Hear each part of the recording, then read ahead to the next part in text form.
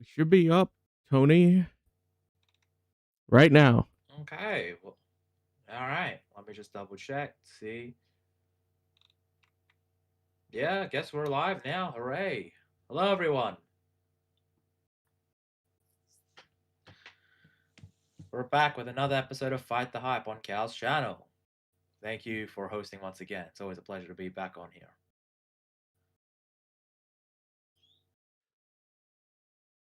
As always, my name's Cal, and this is my co-host. Well, you could just introduce yourself. I'm not your mother. Well, I'm Tony Down Under. Great to be on here. Let me just set up share screen. Sure. Ooh, don't want to do that. I forgot I'm still in YouTube Studio. Let's see. Let's go to YouTube proper.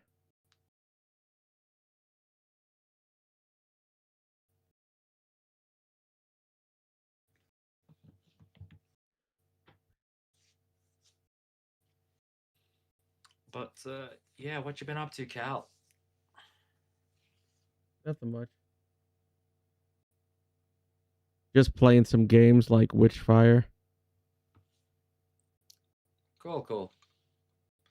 Been a little busy at home, so I haven't really had time to do much. I think I watched a couple more episodes of Gasaraki, the anime that Master Gal recommended me. It's pretty good. I think there's an action sequence, and I think he met up with like the girl that he has some sort of connection with. I still don't know what's going on really, but it's not too bad.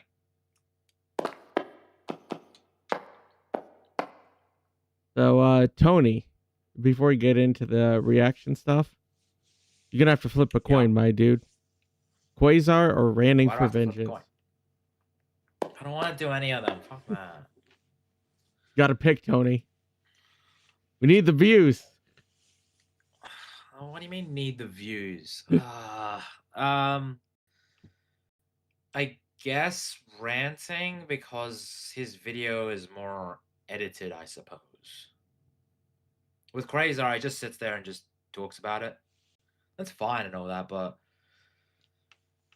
it actually is like, I do want to check out Ranting for Vengeance because we already checked out Quasar last time. So I'm like, okay, shit, he pulled the fucking video. He pulled the video? Yeah, it was here earlier. All right.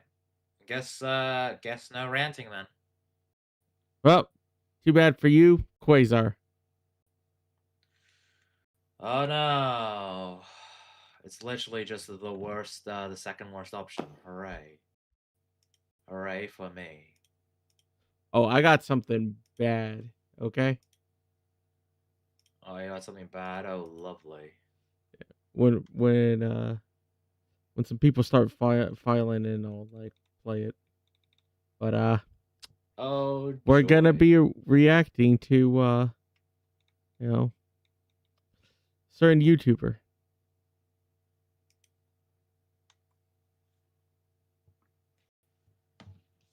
Oh, a certain YouTuber, eh? Yep. Who's that?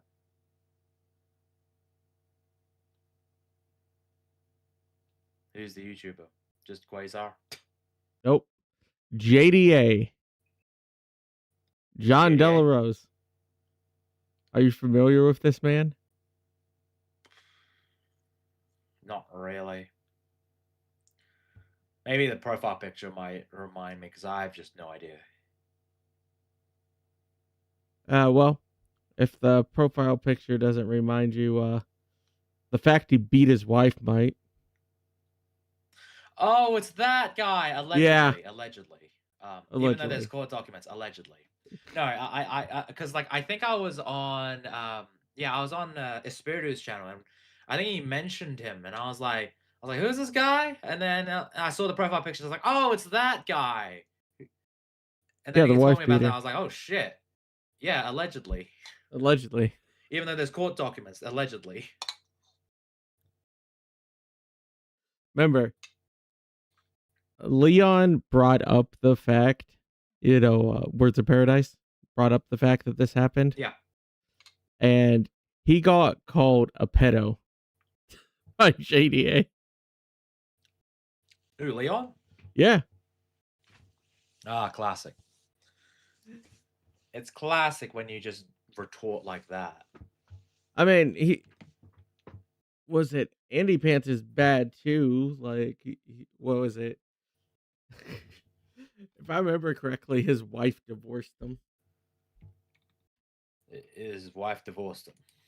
Yeah, like Andy Pants. Ah. Joy. I think it was something like involving, some game he made where a woman got assaulted and it looked a lot like his daughter. Allegedly. Not saying it was. Yeah. Not saying it was, just allegedly. Of course. Still a bit wild too, Jesus.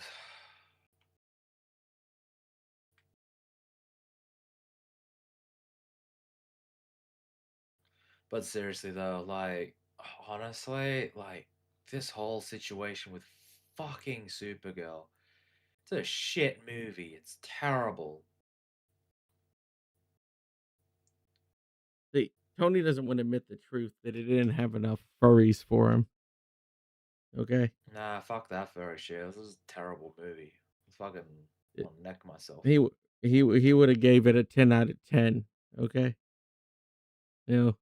Best film of the year. If it had more of them. Ugh. Nah, I'm sorry. This movie is just awful. Is just fucking awful, and James Gunn should take responsibility for it. Master Like, even though Gawa it's said technically not his movie. evening listening from work. All right, well, welcome, Master Gao. But like, I do think fucking James Gunn should take responsibility for this because he is the fucking producer. He is the producer. He is the head of DC Studios. It's not like as you know, because like, say what you will about Zack Snyder, but like, while he was the director, he wasn't really shepherding the DCEU. He was the spear front of it, but he wasn't really shepherding it. Fucking James Gunn is the one who was shepherding this shit.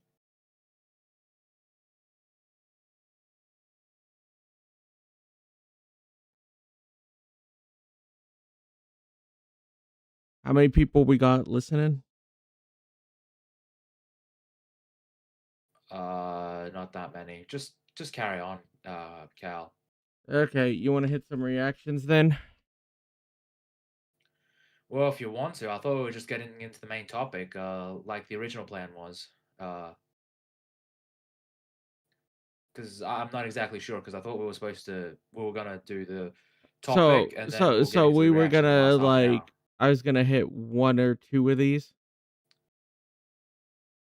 All right, cool. because if they're you want small to. enough videos. Mastergas says, yeah, Mastergas says, I hear James Gunn is a very questionable person. Yeah, well, I've heard that too. I think he's very, well, from what I've heard, he's not very, well, he's very open with certain things.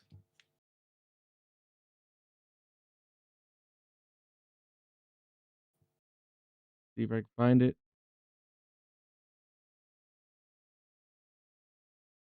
Okay, so Tony, are you familiar with Clockwork Pictures? No, I am not. Okay, so let me just make sure. Strange thoughts come to me. Allegedly. Yes, of course, Master. Allegedly. We have to use that word allegedly because we don't know what he gets up to in his private life or whatever he does as whatever he is as a person. I mean, listen, I hope he's a nice guy. I hope that everyone's a nice guy, but like, Strange thoughts come to me. What I've heard, he can be very I'm like a man who has been lost, dubious guy. who has always been lost. Allegedly. Okay, technical difficulties. Give me 1 sec. It's not showing the video. Oh, that's why. Good now.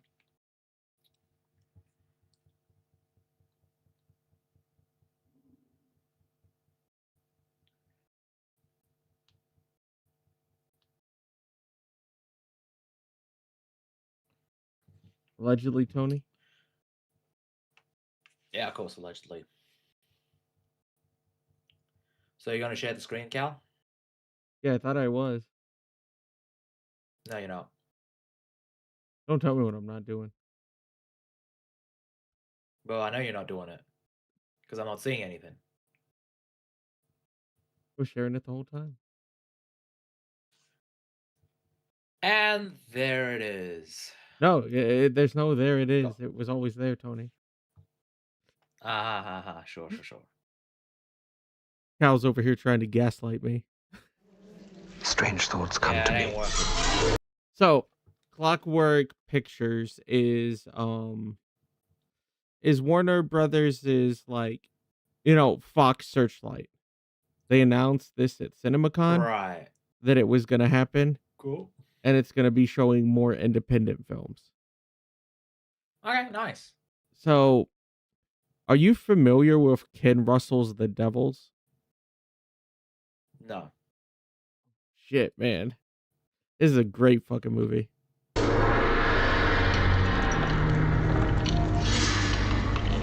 I'm like a man who has been lost, who has always been lost.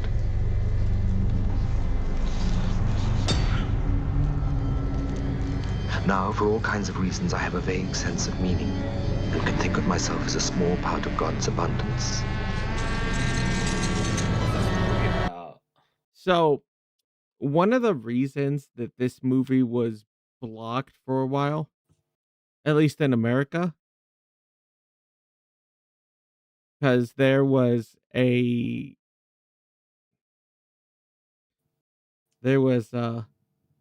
how do I put this the most popular way? There was a certain group, okay, that is antithetical to Christians, Tony. Right. And they had something that rhymes with lorgy and schmitchmal smacrifice. Huh. Okay. So it's like the re-release in 4K for the complete version of Ken Russell's movie. For the longest Right. time, it was never released in the United States. Okay. Yeah. And I know I want But it's considered a really good horror movie. to serve it. I want to serve you.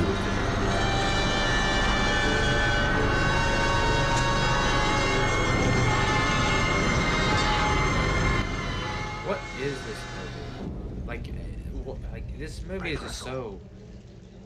Like, I swear to God, I think I've seen like. I'm pretty sure like a third of this movie is like this trailer is just fucking Black text screen. on a screen. Yeah, Yeah. so it doesn't really show you anything, but like, give me a second.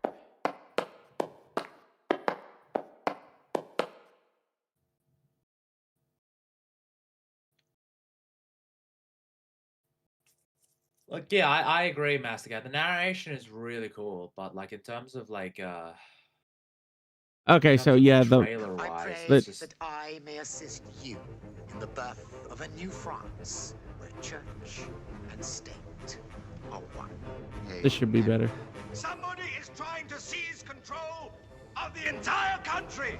We once promised dear old Saint Marthe that we would never touch one Okay. stone of this precious city. so I know this is The like a significance of our walls. this is a like a fan made trailer because it says a modern trailer, so it's probably Yeah. like It's a someone collection of clips got the from the film and movie. then Yeah.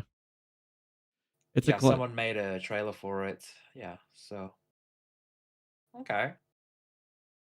Is that we are self-governing. But if it is a genuine case of possession by devils, and if Grandier himself was proved to be involved, then yes, I think it bears investigation, gentlemen. Are you aware, my dear, of the seriousness of what you're saying? Yes, help me, Father. Come, confess your guilt. Tell us the names of your accomplices. Which heretic? As we say these Ave sisters, let us think of the pain Christ suffered when they nailed him. Wow, this is Whoa, Jesus. Yeah, Poor. I can't show any more of this. This is wild. Holy shit. Yeah, but The hell. it is definitely a film that I would recommend watching. It is wild. It is definitely not a film that Because, you. like, It is definitely not a film you could make.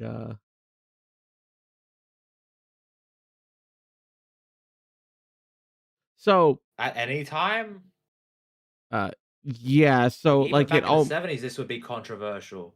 Yeah, it almost blacklisted Ken Russell's career. Like, god damn.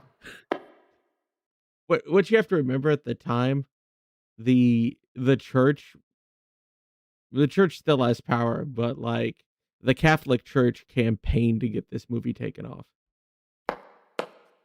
I ain't surprised. 'Cause I'm like, god damn, that's something.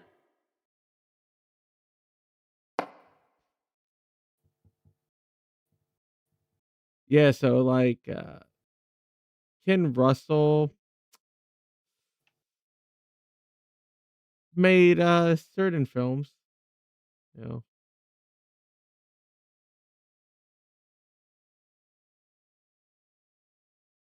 I haven't seen Ken Russell stuff, so I can't really judge. But he seems like a very controversial guy and likes to push the envelope on what to show and what not to show. Yeah, so like a lot of his films, he was fond of the ladies in his movies. Hmm. Not surprised there.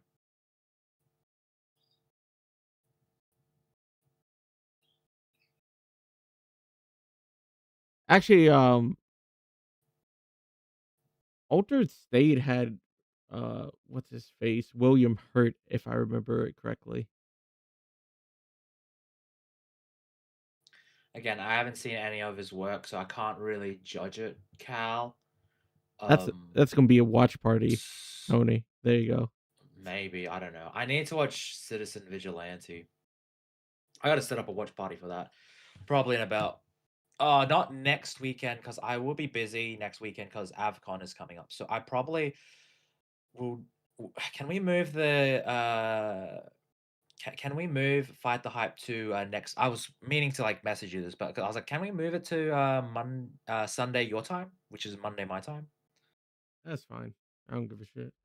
Yeah, because I probably won't be available that weekend because it's gonna be because the con that I'm going to, there's a morning like a during the day thing and a night thing. So just gonna be hanging about, checking out the cosplays and the fancy ones at nighttime. Classic. Yeah, you mind watching the chat, Tony? I'm gonna be going through all. Yeah, of course.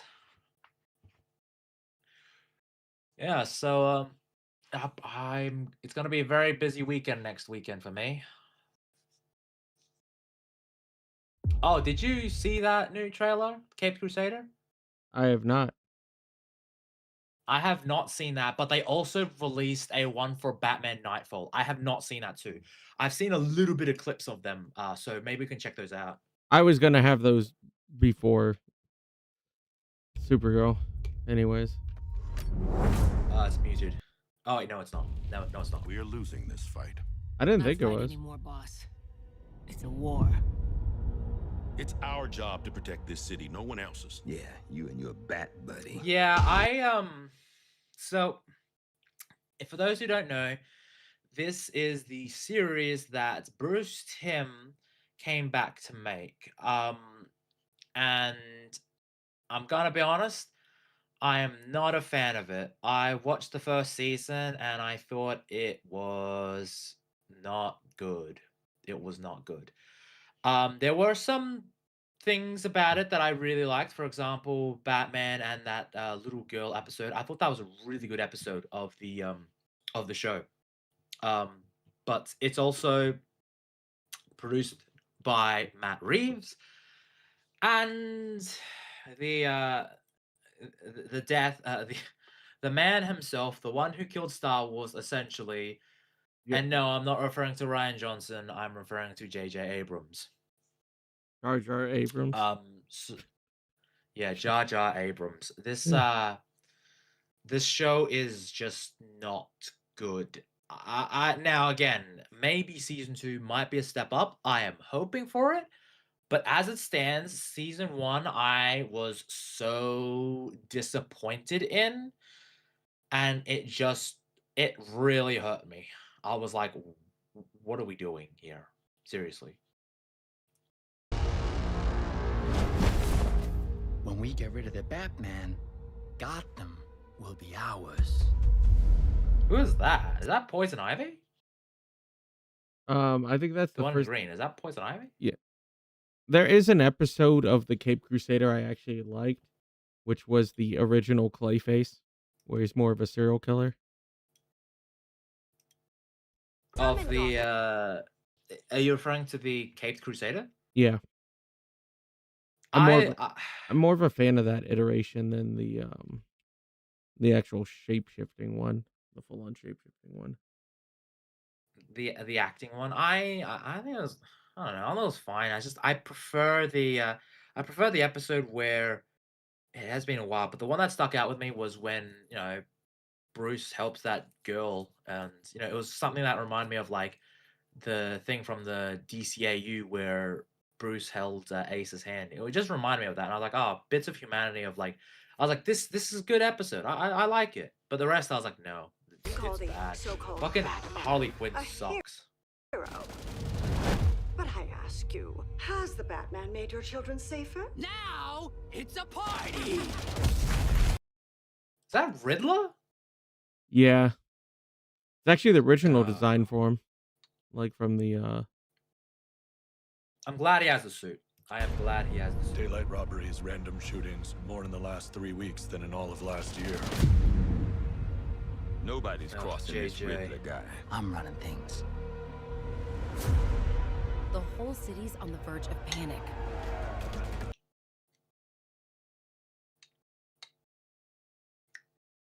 wouldn't be anything Gotham related if the cops were beating someone down. Of course, classic. Also, hi Razor. What's up, Razor? We're just reacting to Cape Crusader trailer right now. Chaos can spin out of control. Then it's down to you again. Who is that woman? I need the car.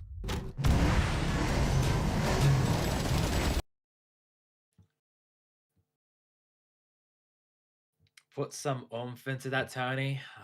All right, give me a minute. Hi, Razor. Welcome back, girl. Great to see you. I am so glad you are here. You're trying too hard, Tony. That better. I know.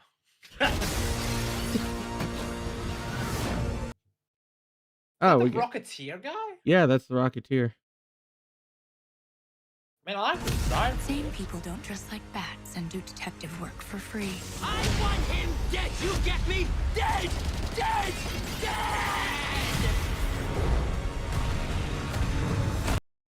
Dead! There was something I watched. There's Brother Blood. Oh, okay, nice. I like- haven't seen him since like what? What was the show? The Flash show, wasn't it? Like that Yeah. one season? Yeah, you can see him right there. I'm just trying to get back to it. There. The old version. Yeah, okay. The old design. That's cool. Although, it's very Batman inspired because he has the symbol on his Yeah. chest and all that, and he has the eyes. Man, we got the Bat plane now. That's cool. Yeah, but he's like shooting and shit. So I'm like, brother, Batman, I don't use guns except when I do. Well, to be fair, like him not using guns is a Silver Age thing. Back in the day, in the original comics, he used to full on shoot people. Oh, I know. Golden Age comics used to shoot the fuck out of people. Batman commandeering a World War II plane, it looks like. Rusty's here. Welcome, Rusty. Smoked What's up? pork butt for like 10 hours today and high. Smoked pork butt? What? Yeah, it's a cut of meat. Oh, okay. Yeah, who is this like girl? Like I recognize her she's from involved the. with the Riddler, but like I do recognize her a little bit from the Golden Age. I think he had. If I might be vaguely misremembering, but I'm pretty sure he had a henchwoman in the original comic. hold on, let me search up. Oh shit, we Batman. got Man Bat. Oh shit, hell yeah. I think Man Bat's a really underrated character in the Batman universe. Yeah, see Tony, right there. Yeah, nice. I'm all for it. It does seem the effects budget went up a lot. Hmm. At least the But animation was. that being said, I don't know. Like I don't know if this is gonna be good. I think it's more of a wait and see thing, you know.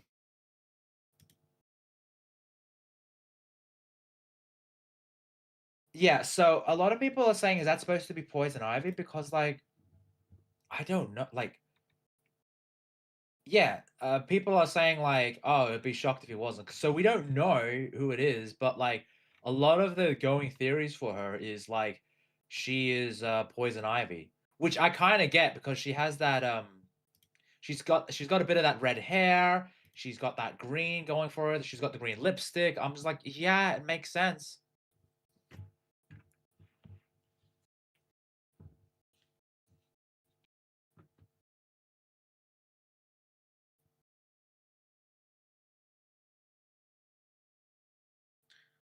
Oh, I'm pretty sure I know who it is now. I remember now. Who is it? It's Echo. So back in the Golden Age, he used to have two. The Riddler used to have two hench people, Echo and Query. Riddler, Echo. Yeah, that could be it. That could be one of the characters. Yeah, I could see that. But at the same time, it's just sort of like there's only one of them, so it's just sort of like I could see that being like, okay, instead of having that, we're just going to have it be fucking what do you call it? Poison Ivy.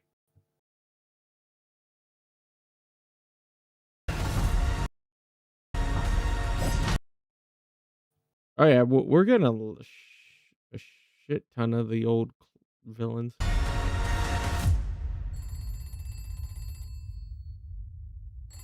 I did see this clip. I've come to awaken you.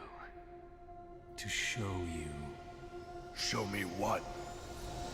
What you are. Yes, so I'm pretty sure that's the Joker.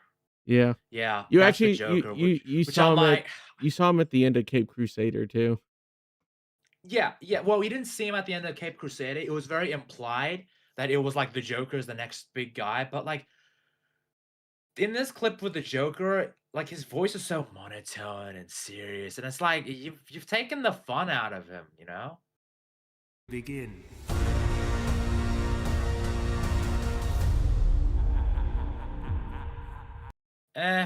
Like I don't know. I don't really feel much towards it. It's just I like I like some of the classic villains that they're showing off. yeah, no, don't get me wrong. I like it, but that's trailer for Nightfall, dude. I am like, I saw like clips of it, dude. Yeah. Did you see that? It's got Tim Drake in it. Yeah, I know. Let me dude. Let me just pull that up. I could have sworn I had it in here somewhere. It's in the watch later. Go back. There, to the right. Okay. Yeah, I see it.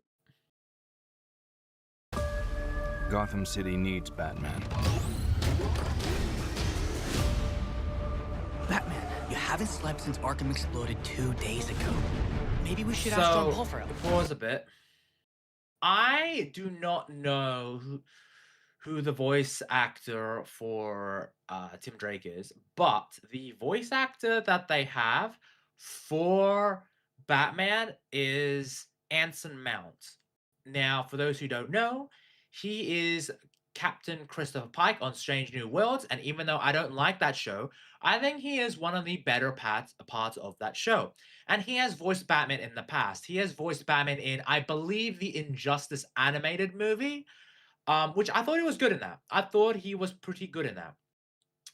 But who they have for Bane, I am going to have to leave that, because when I found out who it was, I ain't gonna lie, I was ecstatic.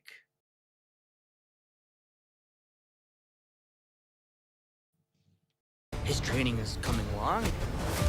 We're all that stands between those inmates and the fall of Gotham. Dude, I like Scarecrow's design. Scarecrow's design is cool. Really cool.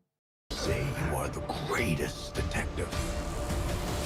And yet you did not see this coming. I intend to break Bane's you. fucking Jack, I love Then it. give it your best shot. Let chaos reign in Gotham.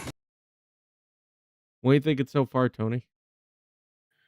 I mean, I'm really liking the trailer. Like, I think it's really, like, out of, like, if I was, okay, you show me 2 Batman products. You show me fucking Batman, the Caped Crusader, who heralded what I would consider the DCAU, the big fucking, the GOAT, Bruce Timm, and I feel nothing towards it because I've seen season 1 of it. This is a start of a trilogy for the Nightfall, and it's not going to be part of any universe. It's its own trilogy. Dude, I am pumped for it. We have to help Batman. Suit up. Well, that's a gritty new look. Dude, I don't like that Joker voice, though. I did see that. Like, for some reason, Twitter, like, came up with a bunch of, like, fucking, Joker stuff for me, and, like, with the whole Joker voice, I'm not a fan of it. For the Not Dark a fan Knight. of it. Something else is going on out there. Oh, another joke, Riddler. Yay. Come get some. The guilty must pay. Okay, so pause. Do you know who they have for Jean-Paul Valley and Bane Who? for the cast? So, they have Paul Schreiber for Jean-Paul Valley. For those who don't know, he is Master Cheeks. No. So, that one I'm a little hesitant on, but I am willing to give him a shot in this movie. But the actor they have for Bane, that is one I'm actually excited for. He is played by Michael Mando. Oh, nice. And for those who don't know, he is going to be in another superhero movie this year as Scorpion in Spider-Man Brand New Day. He was in Better Call Saul, which, oh dude, his role in that fucking goated. I think if I remember correctly, it's Nachos, right? The character? Yeah. Yeah. But not only that, he is possibly one of the greatest villains in video game history, potentially the greatest in Ubisoft history, and that is Vaas from Far Cry 3. So he does know he's got acting chops, both vocally as well as physically. So it's going to be a big year for Michael. It's going to be a big year for Mando. Oh, so he's going to be a throwaway person in the MCU? Well, I was thinking he was going to be a throwaway person, but he is making his return in Brand New Day, so I'm like happy about that. But he's a good pick for Bane. I gotta admit, I'm actually excited for this movie. Compared to fucking Caped Crusader, which I'm like, meh. That was alright. Whatever. I mean, I'll watch it if it's better than the first season. Because there were episodes I liked of the first season. Let's see. I don't really remember much about the first season. I just remember There were some standout episodes. I did like the Clayface episode. Wasn't Harley Quinn like the one that like abducted people and then tried to like brainwash them or some shit? I did not like that version of the character, but are you familiar with Motor City, Tony? No, I'm not. Although I do see Alan Richardson, so like wild ass movie.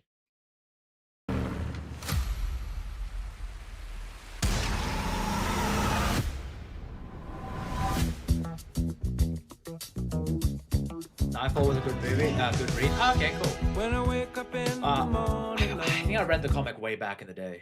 Is this like a 70s movie? Yeah. Nice. Because it's like it has a 70s vibe to it. Oh, okay. Bro has a foot fetish. All right. You do that, you Alan. Wait a minute. Who is that actress? I swear I could have seen her before. You should know her. Have you ever seen The Wire?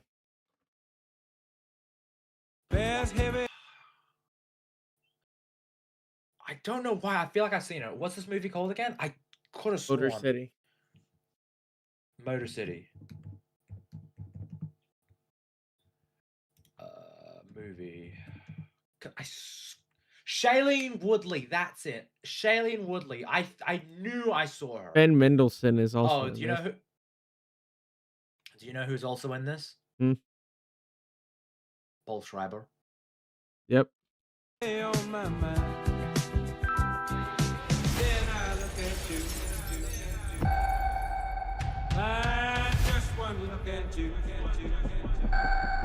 Foot fetish now Tony is interested. Nah, fuck that shit. I'm not into it. But clearly, someone is.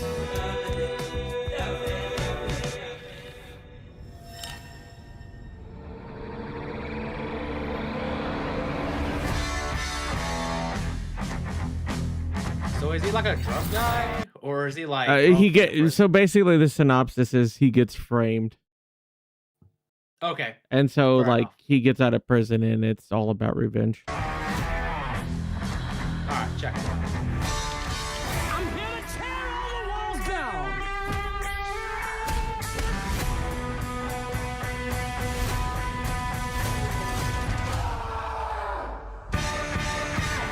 You need to see me right away so I can fix this up.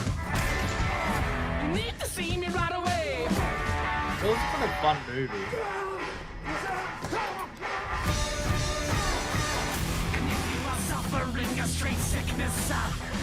Is that Amber Heard? It looks like it. I was like, damn, is that Amber Heard? Man, the voice really doesn't suit her. Selling herself.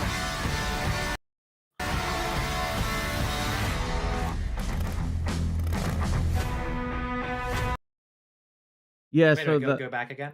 Yeah, I'm going Let's back. see the cast.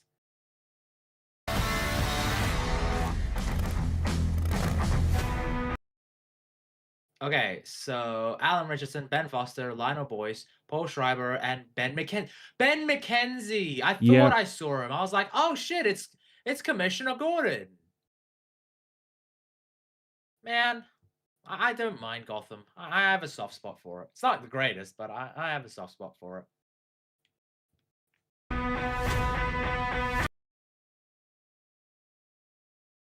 And if you're not familiar with Chad St. John, I'm not. You should look at some of the stuff that he's written or has been involved with. Yeah, okay. This isn't the big thing though. Look at the soundtrack. Yeah, I'm not really like Not a clearly Bill they're Withers really fan? No, they're pushing the whole movie thing, like the music thing, and I'm just like, oh.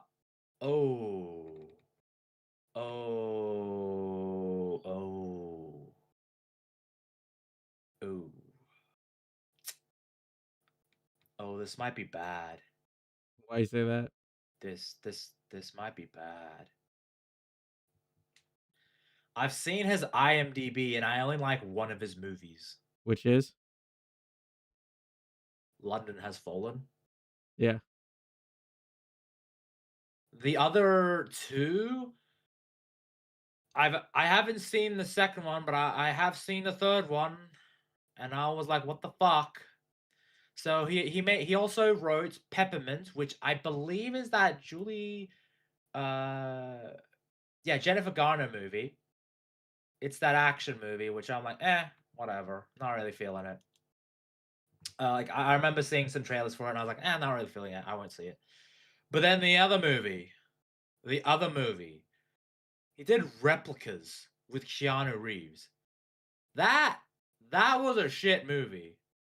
That was awful. So like when I saw that they advertised the music, I was like, ooh, that's a bad sign. And then you search it up, the writing, and I'm like, ooh, that's terrible.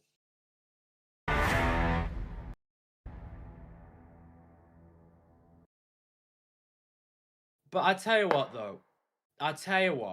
In terms of his whole filmography, You see what Masagawa said? Tony from the future was the real cause of the satanic panic. Ah, yes, but of course, I was the reason for all this. Huzzah. So this one I actually saw. So in terms of the Kings of Amular game, I'm pretty sure Nick sent me the game. Hansi did not do that. Fucking Nick was like, here you go, lad. So first things first, before I showed the samurai and the prisoner, and before we get into Supergirl, I think I found a game that Tony would love. There we go. Yeah.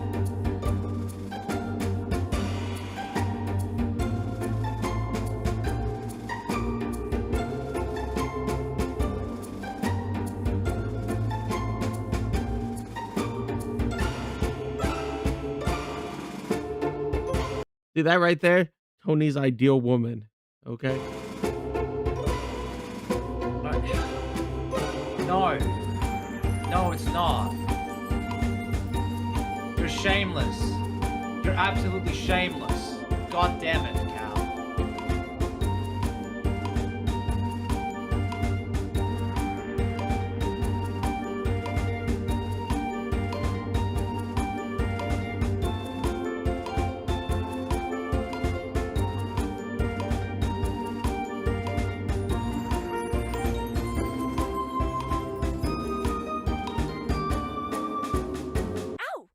Cal, this game is not for me.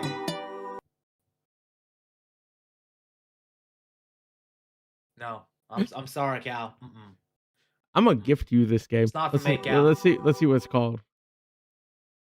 Secrets of the Burrow.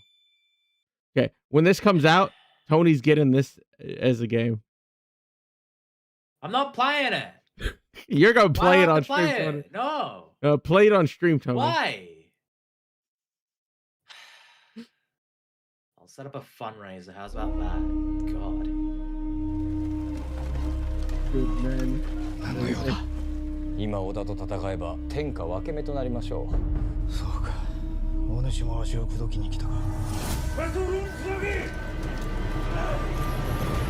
今この時この城にやってきたことを不運と思え。その織田がいよいよ有岡城の司法。When's this coming out? I think it's supposed to be sometime this year. 包囲する気配を見せておるぞ。 Looks pretty good. 信じろ。有岡城の敵を信じろ。殺されたのだ。このまま捨ておくことはできぬ。殿への警告と仰せでござるか。Martin Scorsese, let's go. Oh yeah, a lot of I mean, to be directors. fair, What were you saying?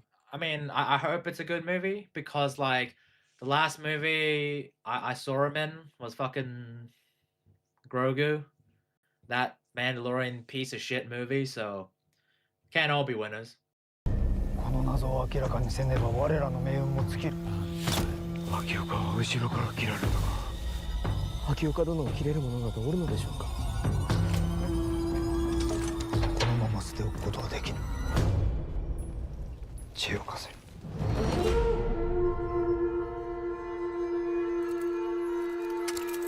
確かに機械でござる。それがしには村重様の憂いが気になり申す。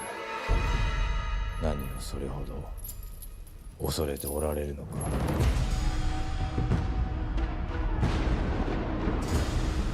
村重様が丹波ので。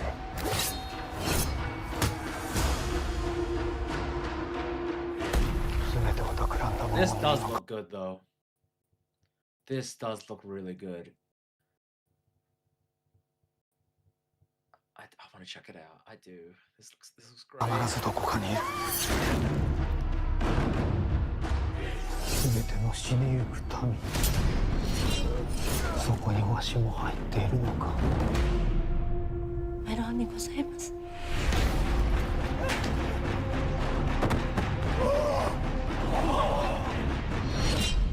お主が向かおうとする先を知りもせず、よう言えたものやの。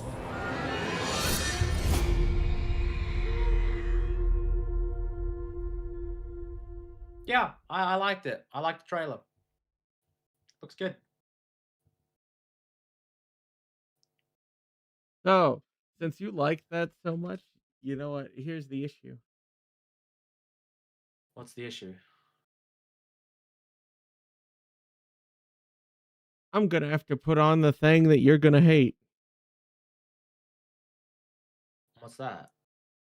Batman on it, so it's just gonna. JDA.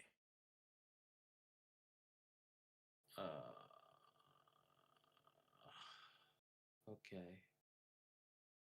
Sell just because it says Batman on it. That's how they view their customers, and that is where we're at the ultimate state of the comic industry. Absolute Batman has to be the most glazed and propped up thing I've ever seen in all of comics. The design for the character is stupid. The whole concept is that it's... I haven't read the Absolute Batman comics. I will agree to the point that I don't like the Batman suit. I think it's really big, bulky, and the Batman, the symbol, it's way too big. Way too big. I thought the Batman vs. Superman one was a bit too big for my liking, but overall it was hearkening to the Dark Knight Returns, so I was fine with it, but this is just way too big. I haven't read the comics. From what I gather, it's very mixed, so... Somebody clip Tony over here saying way too big. Yeah, it was. Like, the symbol was way too big. Not Batman. It's some...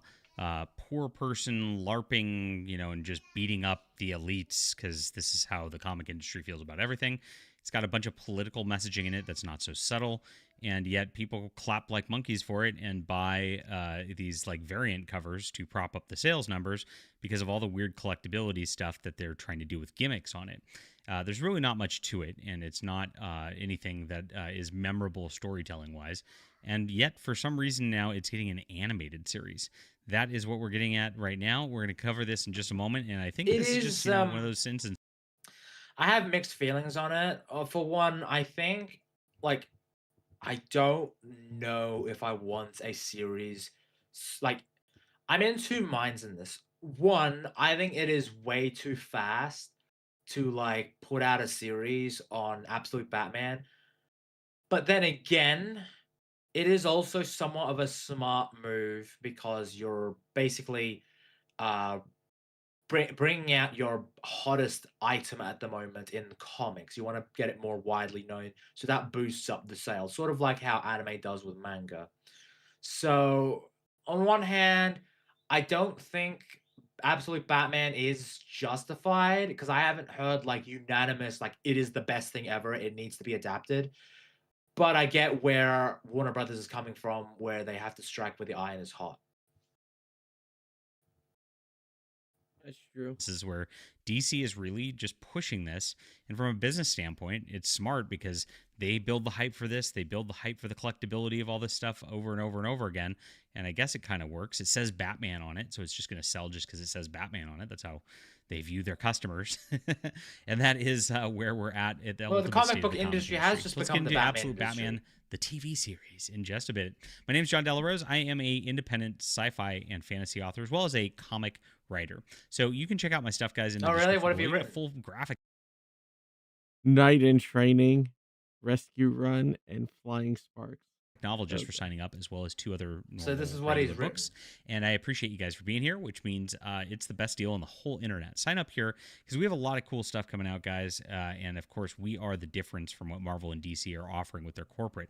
We have stories that matter, like real characters that actually progress, that don't just end up weird variants of the same characters because, it's tiring. And unfortunately, they do treat their customers a lot like pay pigs in the way that they run these things. And we try to do something different and actually produce those classic stories that matter and actually have characters that matter. And I appreciate you guys for reading. So check it out.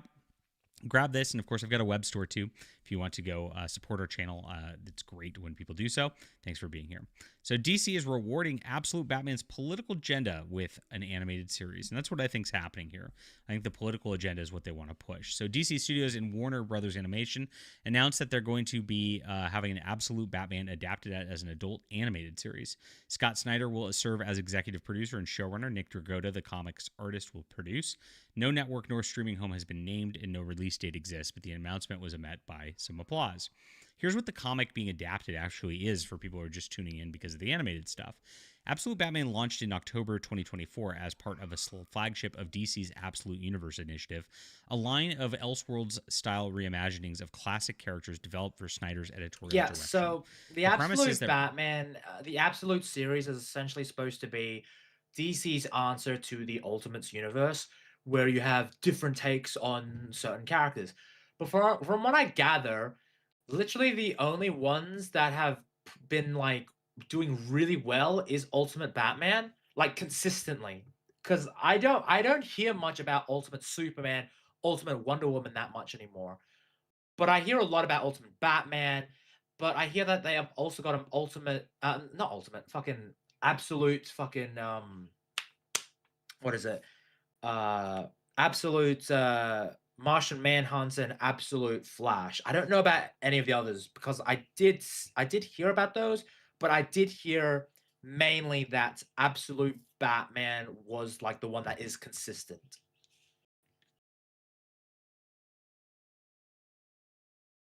Yeah, that's fair. Bruce Wayne is without the Wayne family fortune. There's no mansion. There's no Alfred as family retainer. No trust fund to bankroll a private vigilante operation. Instead, he's a 24-year-old working-class civil engineer whose father, Thomas, is still alive, whose childhood friends are Gotham's future supervillains, Catwoman, Riddler, and Killer Croc, and whose chief antagonist is a billionaire Joker. Yes, he's Elon Musk. Alfred Pennyworth becomes an MI6 Okay, agent. it is a different take on the universe. Like, listen, did you maybe that's what they're going for, but I haven't read it. But from what I'm hearing, it's just a different take on the character, and I'm totally all for it. As long as it stays true to the core of the character. Granted, they are changing a lot of things, and that is a hesitation when you change things for the character. I mean, I'm So- not totally against it. The only reason I say this is because, like, how many times so DC does Elseworld stories a lot. Yeah, Like, they do. one-shots. They do a lot. Like, for example, Superman Red Sun. Gotham by Gaslight's another one. Yeah, of course. But like, I'm not totally against it. Again, Yeah. I haven't read the comic, so I can't really judge it based off that. But I would be interested to see like how they handle this interpretation of Batman, because I remember like I think we were talking about this, bringing it back to one of our previous episodes, Spider-Man Noir, where essentially Rusty put some in the chat. It's more of dark side changes that DC kind of like what they did with the New 52. Yeah, that is true. But to be fair, with the New 52, Batman was still essentially like his parents were murdered in front of him. But this is like a huge change to the lore. But I was just about to say, Cal, but with the Spider-Man Noir, they changed a lot about the origin of Spider-Man in that comic. It was a drastic change to the original interpretation. So this one, this does feel a drastic interpretation of. You mean besides the fact that he kills people in that one? Yeah, of course. But Yeah. this is another drastic interpretation of Batman. With great bullets comes extra protection. There you go. Becomes the rich man. Batman's the Of working course. class heroes. The sales numbers aren't public, but they do keep saying they're extremely high. The first issue reached 11 printings. DC claims 6 million copies have sold across the Absolute line. Now note that's across the Absolute line, of which there's a lot of different books. It's not just this. DC overtook Marvel in the direct market share for the first time this century during this launch period, and the Absolute titles are among the top-selling comics of 2025 among a declining comic industry. Now the sales figure of 6 million Yeah, copies that is spans this true. whole line, The like I comic said. industry is declining. Very, Correction. It's declining for very much Marvel so. and DC. Image does not have that Batman problem. is fine. Batman is fine. That's the moneymaker. But even so, I think like comics in general, at least Western comics, are like steadily going down. Whereas like Man, I'm pretty sure that whereas Spawn is held. manga. I'm pretty sure Spawn has held its point in general in terms of sales. Yeah, but I still don't think it's not as good as it used to be, because a lot of people have moved over to the east for comics with the manga, manhwa, and manhua. I would say select comics in general, stuff that Image produces, like the Massive Universe, does sell really well. Radiant Black. Actually, I think Radiant Black outsold Boku no Hero. But Let me search that up, because that sounds very unlikely. I've got. I know it I'll outsold search it for one of its issues. Radiant Black total sales. Let me actually see that. It's okay. I got it.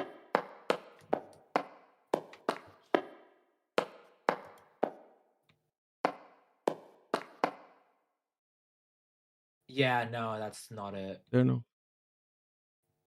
No. Oh no, yeah, because Because Image doesn't release the numbers. That's why. Yeah, But even Radiant, so, it says Radiant. here, My Oh Hero- yeah, here it is. like Radiant Black sold well enough that it got an anime, but lead creator pulled yeah, the but that's the plug. thing. It sold well, but the thing is though is that it doesn't get compared to like My Hero, because like nothing competes with the East now. To put it in perspective, the manga My Hero Academia relatively prints over 1 million copies of a single volume. Globally, it is part of the rare 100+ million circulation club. It's a lot. It's sold over 100 million copies, My Hero Academia, compared to Radiant Black, which sells a few thousand copies per trade back. The thing is, though, is that you cannot compare the East to the West now, because the West, when it comes to comics, it's terrible. Their sales are in the thousands. Whereas the manga, manhwa, they're in the millions, because they're trying to tell normal stories, and whether they be good or bad, at least you can be like, oh well, it wasn't for me. I'll move on to the next one. Whereas with the West, it's just like, okay, I want to get more of this comic, and then it's just sort of like, Dude, I'm one of the persons that does buy fucking Radiant Black in general. Like anything I know. from You're one of the few thousands. No, it sells more than a few thousands. Like, if I remember correctly, Yeah, like but issue number one, it probably does. it but sells in the probably does millions. Sell a fair amount of like. It does sell in the millions. I don't think so. that's something I find hard to believe. Maybe digitally, sure, I could buy that, but in terms of like, I cannot comprehend that because manga is just so big now and it's overtaken a lot of stores. Like I didn't even hear about Radiant Black until like recently. And that's because like all of the comics in my store is literally manga. It's not comics anymore. It's manga. It's Yeah. manga, manhwa, anything but the West. I think the West stuff. So Image Yeah, you go ahead. Image Comics has never had an issue selling comics in general. The main well, there's two reasons. So number one, Todd McFarlane pretty much runs Image, and he's still a comic book artist, but his main moneymaker is McFarlane Toys, which does actually control has a stranglehold in not just the US, but also they pretty much top other countries as well. Because See, I know that I know that Todd McFarlane does a lot with toys. But the thing is though is that the thing is though is that with the toys, that is what he's making because he is basing it off like he is basing it off a bunch of like toys that he has produced from his old comic run, you know, Spawn, all that shit. But like when it comes to like the newer shit, it's like nah, it doesn't sell that well. Like a lot of the new stuff doesn't sell I that mean, well. current Spawn sells pretty well. So does Teenage Mutant Ninja Turtles, as long as Eastman or Laird are running the comic. Now, when it comes to other authors, of course, they don't sell as well. I mean, what was it? The fucking last Ronin. I don't remember how much they said it sold. But I know it went like pretty fucking high in numbers. Okay, so it says here the TMNT comic sales for 2024 relaunch sold over 300,000 copies for its debut. Now, that sounds a lot of issues, but back in the old days, they sold in the millions, okay? And that's not good. Like that's not good when it comes to like comic sales. Like it needs to be a lot more. And like I'm looking at this, and it says here the franchise set a record 221 in 2021. It made 520,000 plus sales, but I'm pretty sure that is accumulating like all the previously including all Okay, the other so stuff, and that's just packaged so together. like that's generally for single issues in general. Like Sure. from what I understand, like collections actually sell a little bit more.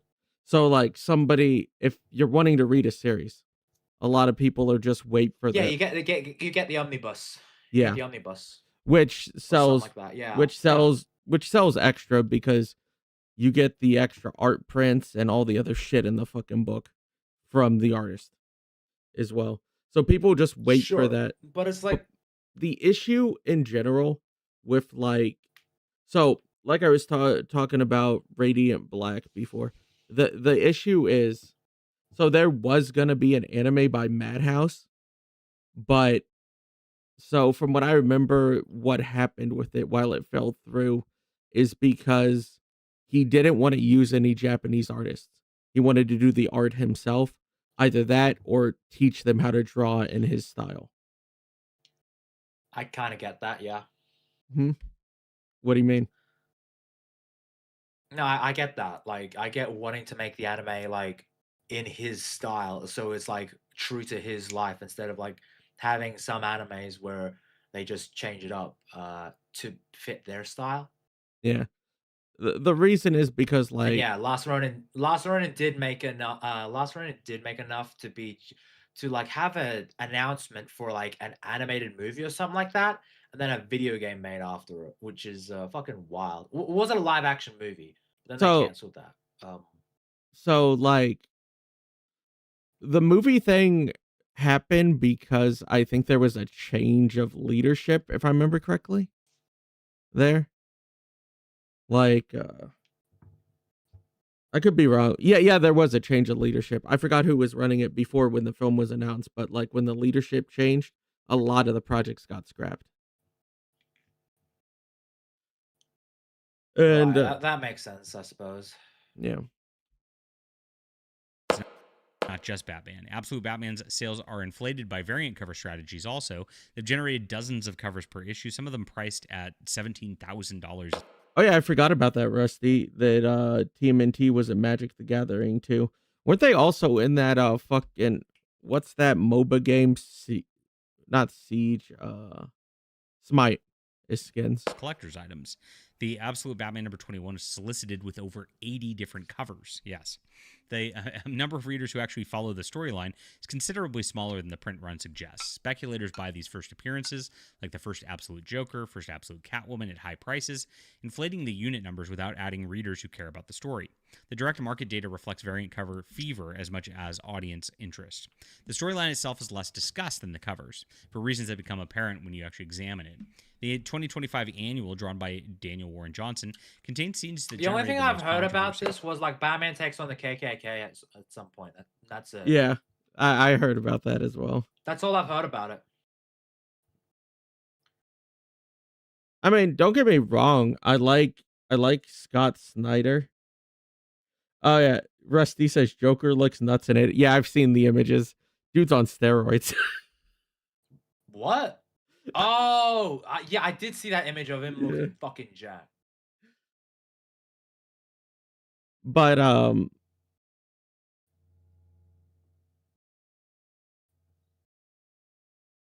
so if you haven't read Radiant Black, I'm gonna give a slight spoiler. So there's what you're watching the main. So there's a major twist at the beginning. So the person you're first watching is Radiant Black. Winds up happening, and then it switches to his best friend for the rest of the run. Now that issue sold well. Okay. The story. That's the only one I think they announced, and that Image, because Image generally doesn't share like sales. The last time they shared sales, we do know that Spawn does well enough that they can finance a new Spawn movie 20 times over and still have money left. So Depicts Absolute Batman encountering an encampment of immigrants. A gang wearing pig masks, the comic's visual shorthand for white supremacists, attacks the camp with police joining in and, of course, joining the white supremacists, right? Not very subtle. Oh, yeah, One there. officer performs a Nazi salute and What? shouts white power before Batman breaks his arm. It's so cringy, guys. Then Batman strangulates an ICE officer or equivalent. He burns down the gang's hideout with a flamethrower. The issue ends with Batman weeping at what he has become because of these people are so horrible as he attacks police. He is an Antifa activist in this because Daniel Warren Johnson is a nut job. Well, to be fair, if I remember correctly, people who actually read the comic, they were, from what I understand, they were corrupt. Yeah, and we all like. Oh I mean, my gosh, guys! What but- Gotham, where the cops are corrupt? Wow! Holy shit! I mean, like, I don't know, man. Like, It's a dime a dozen, we you have know. seen Batman, dude. The way people have set like treating this, it's like, have you like not played like, for example, I don't know, Batman Arkham Origins, where like I'm pretty sure the whole police force is like a bunch of fucking corrupt cops. Like, Rusty said, like, call me crazy, almost, guys. like almost all of Batman's rogue people was his childhood friend. It's literally his childhood friend or some equivalent. Who's been pushing this. And he's been drawing all sorts of weird Antifa commissions and things like that through this. Scott Snyder's no better, the guy who's running this. He is the exact same, and he's signaled such multiple times as well. The Comics Beat review of the annual called it the catharsis I need. To be fair, this is the same man who bitched about Batman Year One before Commissioner Gordon took control and that there were corrupt cops. John Della Rose was the same man that said, who bitched that before, when Commissioner Gordon was just a beat cop, that there were corrupt cops running around in Gotham. What a fucking... Yeah, I don't know, man. Like, it does come across as like, okay, we're just doing this because we're just showing that, oh yeah, Batman has to do all these things. Like, listen, I'm sure there is probably a political agenda like they're trying to push, but like, I need to like see like the context within the confines of the comic.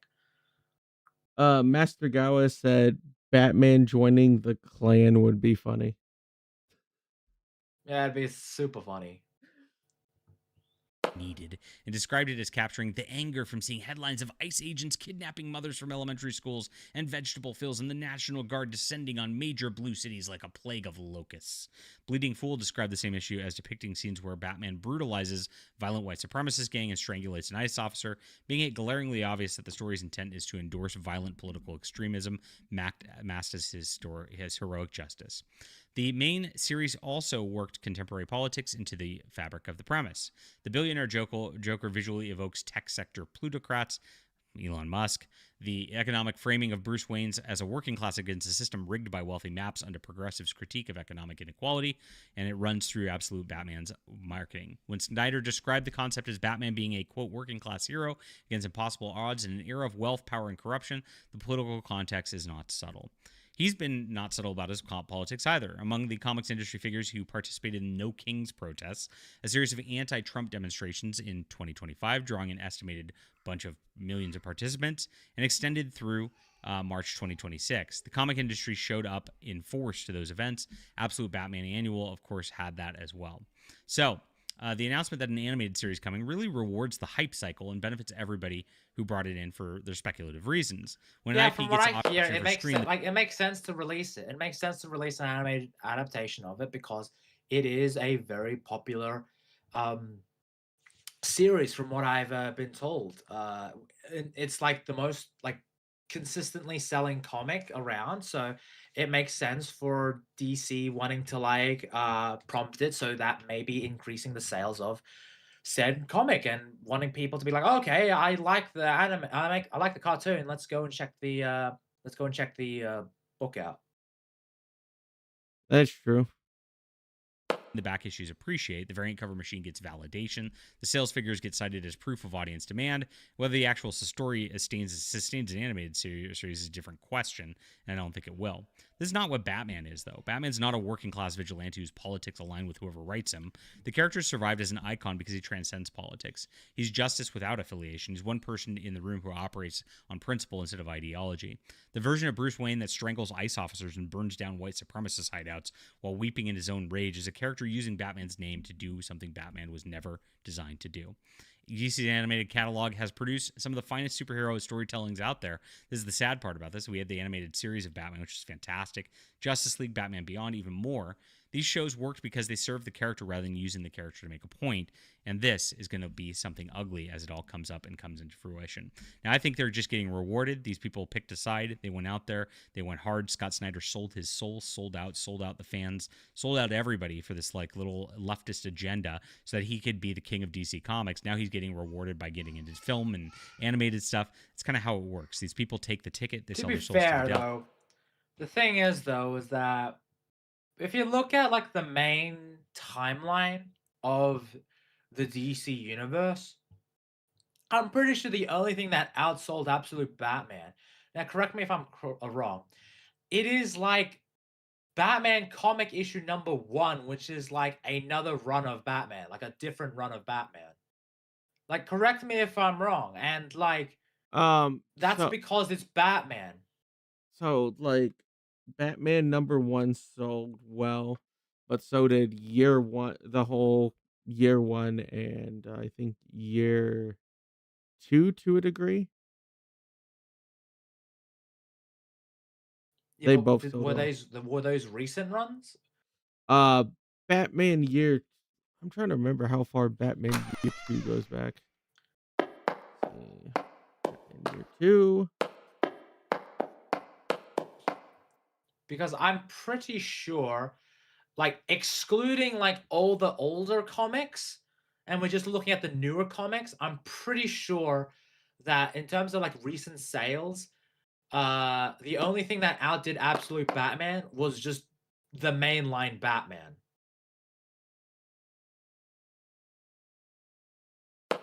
I know Scott Snyder's version did well. Let me see. Because it showed me the Frank Miller issue. John Dell is also a true furry that wants to make Lucario bend. Who the hell is Lucario? Lucario. Lucario. Who's Lucario?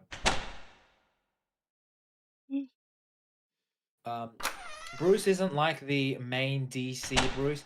He don't have the whole, if Batman has enough time, he can beat anyone plot armor. Dude, this Absolute Batman just, he sounds like a nerfed version of Batman. Gotta be real from what I've been hearing. Lucario is a dog Pokemon, Tony. Oh, okay. Well, I don't really pay attention to much Pokemon. I'm not a Pokemon guy. I wasn't really a Pokemon guy. Not even a Digimon guy. Which reminds me, I need to get back to that. Fuck, Rusty's here. Never mind. Never mind. I swear. I swear I'll get back to that.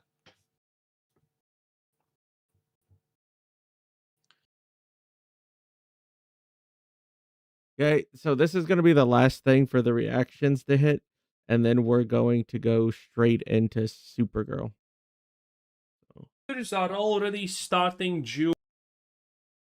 No more delays. No more.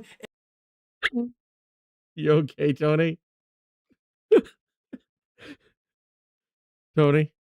Just play the thing. Excuses. The greatest achievement in human history, GTA 6, is gonna be playable this year on November 19th. And the pre-orders are already starting June 25th. There cannot be any more pushbacks, delays, or anything. Get ready. Get your time offs, because this is gonna be the greatest event in human history. That's right. And obviously, yes, at this point, we have only one. Yep, Quasar. Oh, God. One question to ask. Why the hell would you ever pre-order a digital-only thing? It's not going to get more expensive. You're going to be able to buy it. Why would you pre-order this? If you're a consumer, do not pre-order GTA 6. Rusty said, I think it is going to be a shit show, lol. Buy it when it comes out, and that's it. You don't get anything as a consumer by pre-ordering. In fact, you're making your life worse, because you're giving companies more power. But it's real, and boys, I'm not going to lie, it is really a big event. And what's actually currently even bigger than this happening is the controversy that's happening. That's right. GTA 6 Vogue, needless to say, is not going anywhere. And the cover art has sparked a lot of conversation. And if you're not paying attention, you probably think that this is not a big deal, but trust me, it is. When you look into what's happening here, it gets pretty wild. And there is honestly a surprising amount of stuff to talk about as for something as simple as just cover art, by the way. You will be shocked, I promise you.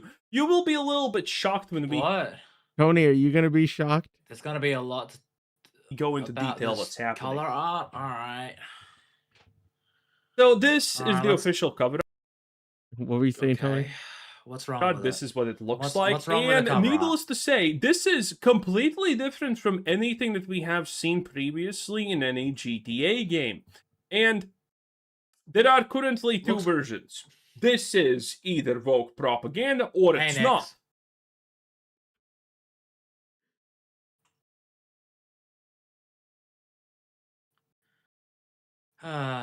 Gosh. I mean, like, I don't know. This feels very much like an escalation of like GTA Vice City with the whole like neon thing.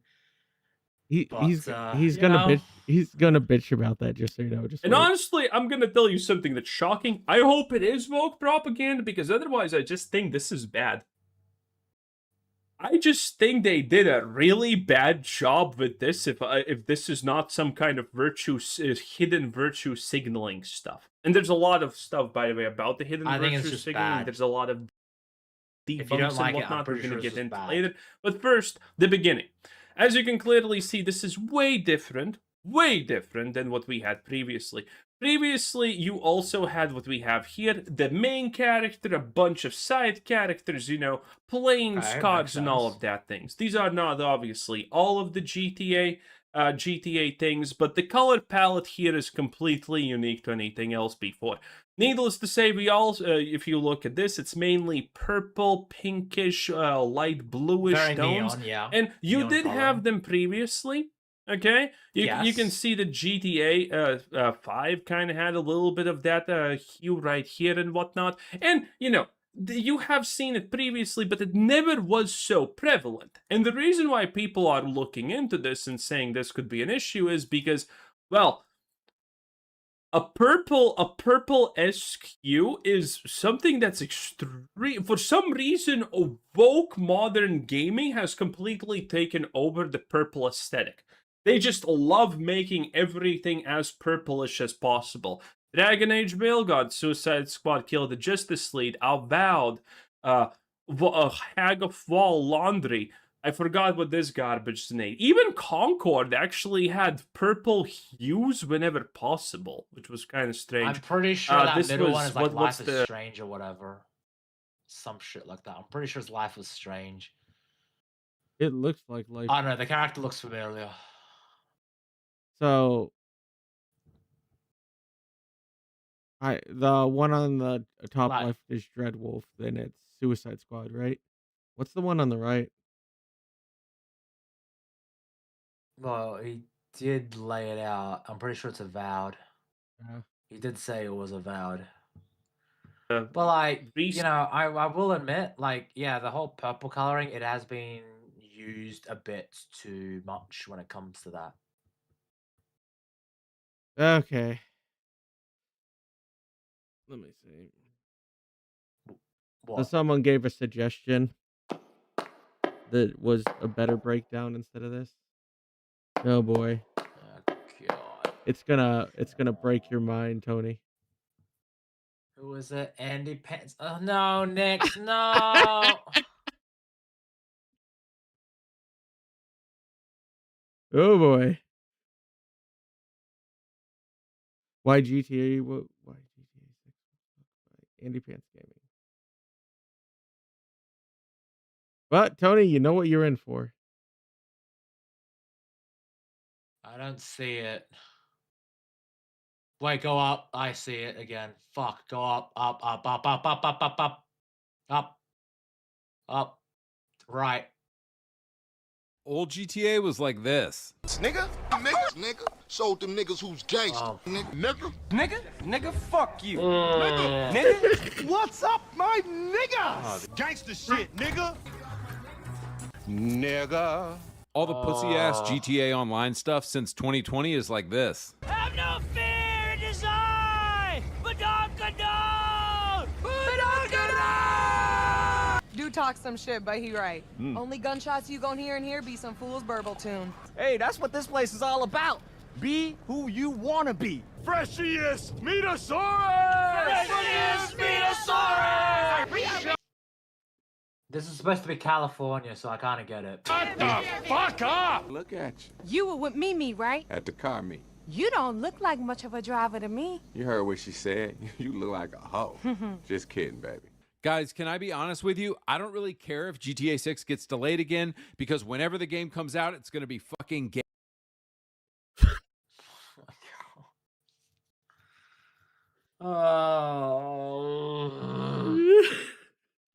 Oh boy. Gay and retarded. How do I know this? 3 reasons. KDJ and Sasanta, Dax and the Fooligans, El Rubio and English Dave. These are the main characters from the LS Tuners update in 2021, the LS Drug Wars update in 2022, and the Cayo Perico heist from 2020. Now, guys, let's think really hard here. Why were GTA characters in San Andreas, Vice City, GTA 4, and GTA 5 so hilarious and badass? And why is all the writing Rockstar is doing for GTA today so cringe, gay, and corny? And it's actually really simple. Bros used to work at Rockstar. Okay, can we stop with every fucking time? I swear. Most of these all-female pictures are from International Women's Days.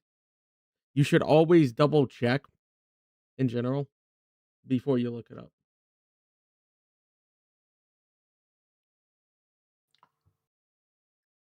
Also, I just like I kind of get it, like in terms of like, but the thing is though, is that the whole Red Dead Redemption 2 thing, like I thought everyone agreed this whole like I thought everyone agreed like from this side of the camp that everyone like hated that game. Oh Lord.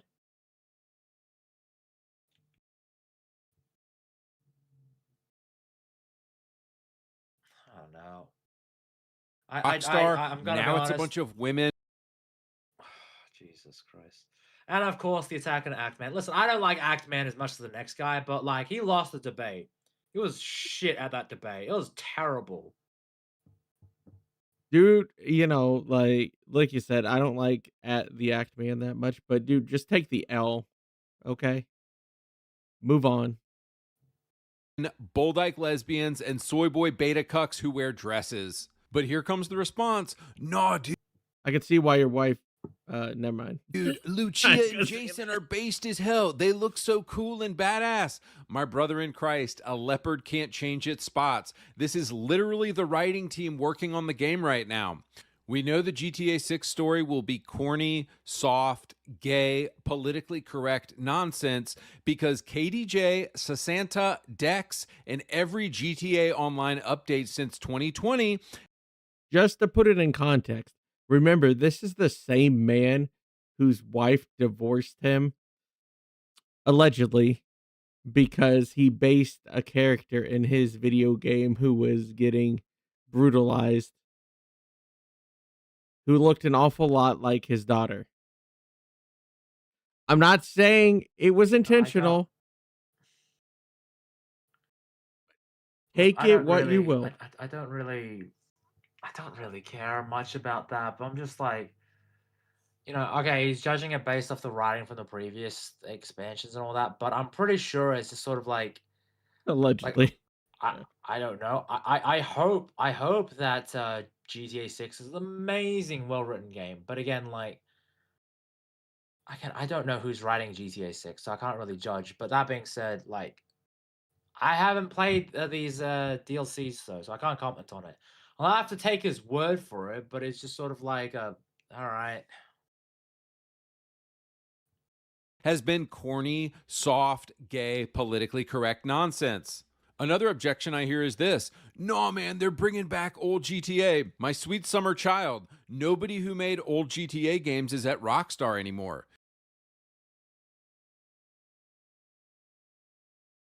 Well, that's a bad sign. That's a bad sign. But he did kind of bend the truth there because the one Hauser brother still works there. But whatever. Yeah, Do but you know like, who created? But okay, but the thing is though, is that like, fuck, I can't believe I'm agreeing with this guy. But the thing is though, is that just because you have one or two crewmen from like the previous era doesn't mean it's like good. For example, for Dragon Age Veilguard, they brought on one of the original creators of Mass Effect and Dragon Age, and guess what? Veilguard was still shit. Doesn't matter. It's just like because the writing was still set in. Remember, Red Dead Redemption 1 was worked on by Leslie Benzies. What game did he make recently, Tony?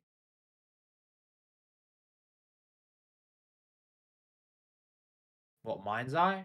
Yep, Mind's Eye. To be fair though, that's just one instance, and I'm pretty sure it's not like every single Rockstar guy went there to do that. I'm not saying it's a good thing or not. I think it's still the shit game, but like, again, I'll have to like, the whole, like, again, Bungie, it's like barely anyone is working from there. It's literally like, I just hope it's not a situation where the Rockstar situation is just, it is essentially just, how do I describe it? So I will It's say just a this. name only. I will say this. Every time when it comes to Rockstar, people fucking fearmonger. People fearmongered before Red Dead Redemption 2 came out because Leslie Benzies fucking left. And they're like, the game's gonna be fucking shit. Blah blah Well, blah. depending on your, well, to be fair, depending on who you talk to, Red Dead Redemption 2 is either the greatest game ever or like the worst game ever. I don't know, but he made it a point.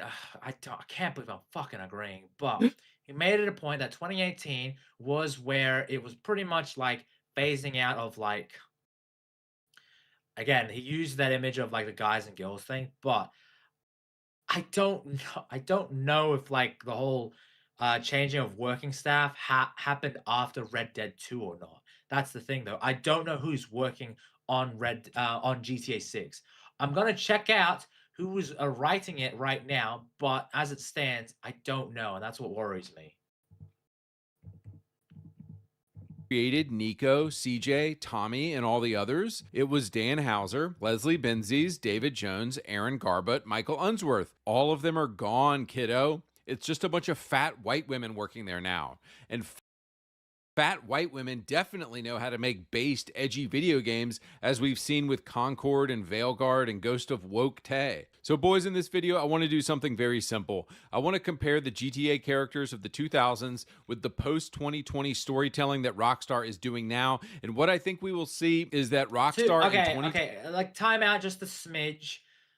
I will push back on this point because I do think that with Grand Theft Auto, these aren't main characters. These are side characters, and they're supposed to be wacky, kooky, fucking stupid, wild guys. But I don't think the main character in GTA 6 is going to be that like a ridiculous character. I don't think that's gonna be the case. I mean, there are some things that people are complaining about, like game mechanics wise. So Rockstar is We pretty haven't much seen fucking anything from the game though. When it comes to GTA, that's the thing. Yeah, That's the thing that allegedly. worries me is that we've only seen 2 fucking trailers, and again, it's like in-game sort of thing, but it's just sort of like we haven't seen a fucking actual gameplay. We've seen just moments from what they claim to be gameplay moments. When Yeah. it's just we haven't seen a hug, we haven't seen a shooting minute, we haven't seen a fucking mission. We've only seen like essentially 2 trailers, and that's it. And this Isn't this kind of and, like, the Rockstar's poster and fucking? the- Isn't this what Rockstar fucking does though? In general, don't they drip feed you for till the last 3 fucking months? I can't recall that because like again, last time it was Red Dead 2. Correct me if I'm wrong, but like I don't know. So like the order usually from Rockstar, if I remember correctly, is trailer 1, which is generally a CGI, like cinematic mess, and then trailer 2, which is the Sure. same with showing more of the characters, and then trailer 3 generally has gameplay mixed in, and then they do an actual gameplay trailer. But this is usually done like 2 months before release. Right. But Tony, Red Dead 2 had horsecock. I don't give a shit about horsecock or whatever. I don't pay attention to horses' penises. Maybe you do, Master Gal, but I certainly fucking don't. 26 is literally incapable of writing interesting or funny characters anymore. Let's go. So as we all know, AAA games are complete slop now, but occasionally one comes along like Expedition 33 that I think is worth buying. And I just discovered this website to get brand new games super cheap and legit, and it's called Aniba. So check this out. Expedition 33 is Are you fucking $50 on kidding Steam me? right now. It's $26 on Aniba. Silent Hill 2 is $70 on Steam right now. It's $27 on Aniba. Lies of P, great game, by the way. It's $70 on Steam right now. It's $20 on Aniba. You pay the money and they send you the code to install the game. Done. Surely this is a scam, right? How can these guys do this? Tony, surely it's a scam. How can they do this? Aniba basically buys game keys in bulk and at deep discount in other countries, and then they resell them at a with stolen credit cards. Slightly higher price, so they're still making a profit. It's a pretty cool idea. Every game key I've gotten from them was legit. If you get one and it doesn't work, you just send them screenshots of what happened and they will give you a full refund. It works for Steam games, Xbox, PS5. Bro, Days Gone, banger. It's $40 on Steam. Usually it's $14 on Aniba right now. Now, you guys know I would never touch gay garbage like Roblox or Fortnite, but for you degenerates who play these games, you can also get V-Bucks and Shark cards very cheap through Aniba too. Everybody I've talked to has had a great experience with Aniba. They just save you a ton of money and they're totally legit. All right, back to the video. All right, so we're going to look at 3 examples of why Rockstar is incapable of writing funny or interesting characters anymore. Number 1, Lamar from GTA 5 2013 versus KDJ and Sasanta from GTA Online 2021. What makes Lamar such a relatable character is that I grew up with guys like this and he's just funny as hell, man. Everybody knows somebody like this. Oh, nigga, don't hate me because I'm beautiful, nigga. Maybe if you got rid of that old yee ass haircut you got, you get some bitches on your dick. Back when GTA 5 was written, probably in 2010, Rockstar used to just observe reality and show it. You see this same thing in GTA San Andreas. Rockstar used to not have a message they were trying to get across. They just wanted to show reality. San Andreas doesn't whitewash anything. Black gangs were violent and corrupt. Cops were racist and abusive. The government was predatory. Suburban America was hypocritical. The same reason old GTA was so good is the same reason Lamar them back then. is hilarious, because they're just showing reality.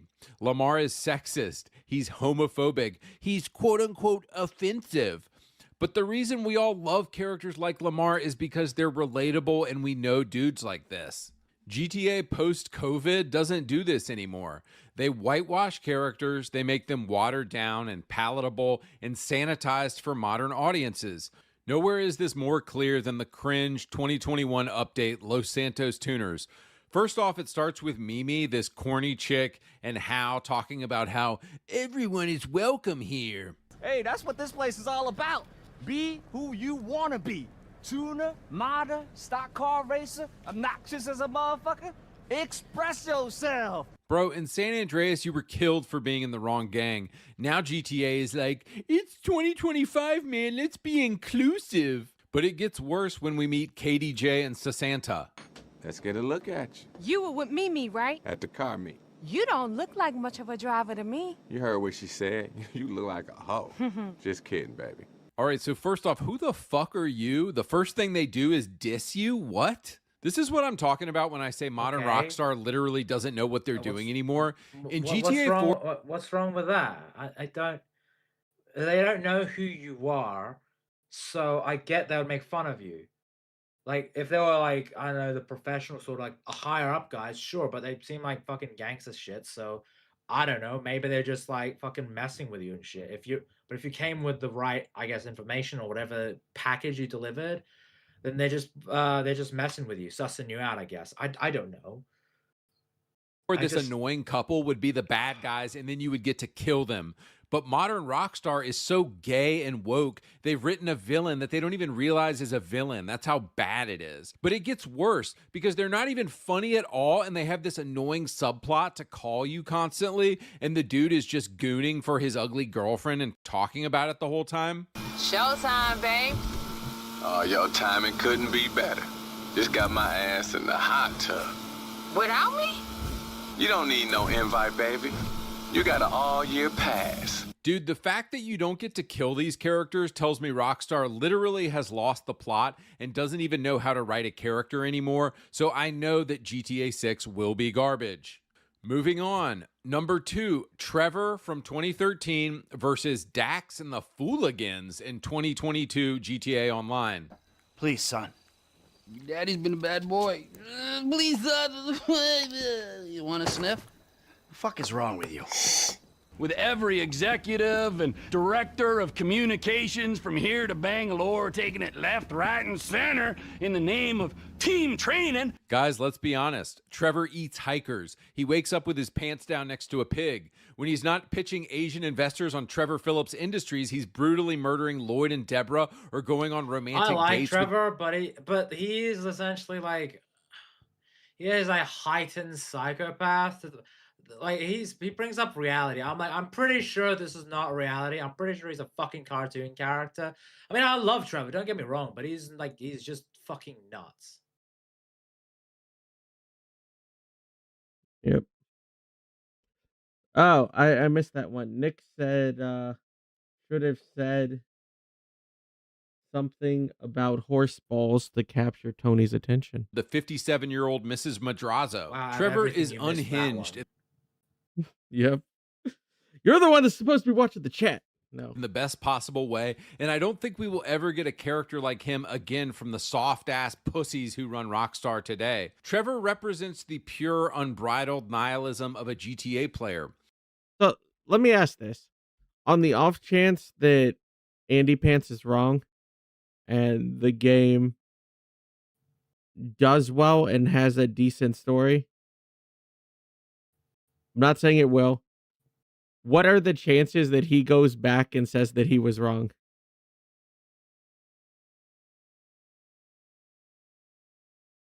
Tony? Like never?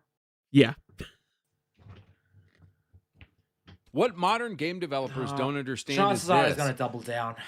You don't have to agree with a character to find them fun to play as. I don't agree with Trevor's nihilistic view of the universe, but he sure is fun as hell to play as most of the time. He's a ball of chaos and energy that gets thrown into situations and you get to watch everything collapse. It's great. Now contrast Trevor with Dak, Rusty says the 0. fake, edgy, boring, safe, sanitized, Pineapple Express ass, Seth Rogen ass of Los Santos He's drug not wars. supposed to Let's be get some a of those follow-up. beers out. Let's get some of those. What do you call it? Trevor. He's not supposed to be a follow-up.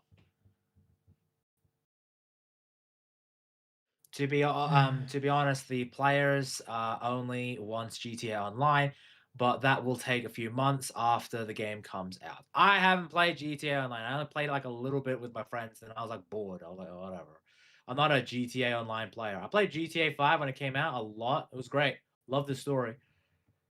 And probably GTA 6 Online will probably come out like a couple months afterwards, probably like December or so, just in time for the holidays. And the shark cards. Beers out.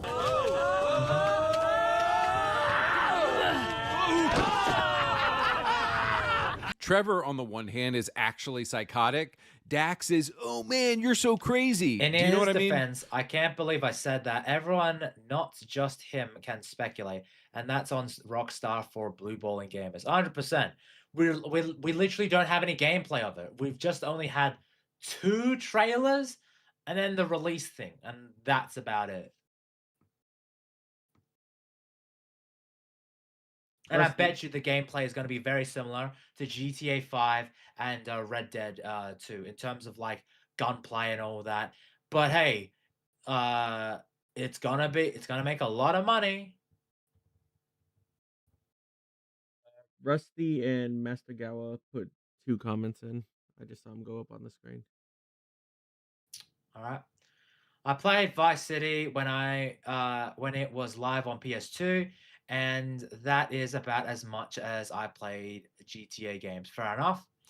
They should rename them to whale cards because only whales buy shark cards. Yeah, it's just essentially a huge waste of money.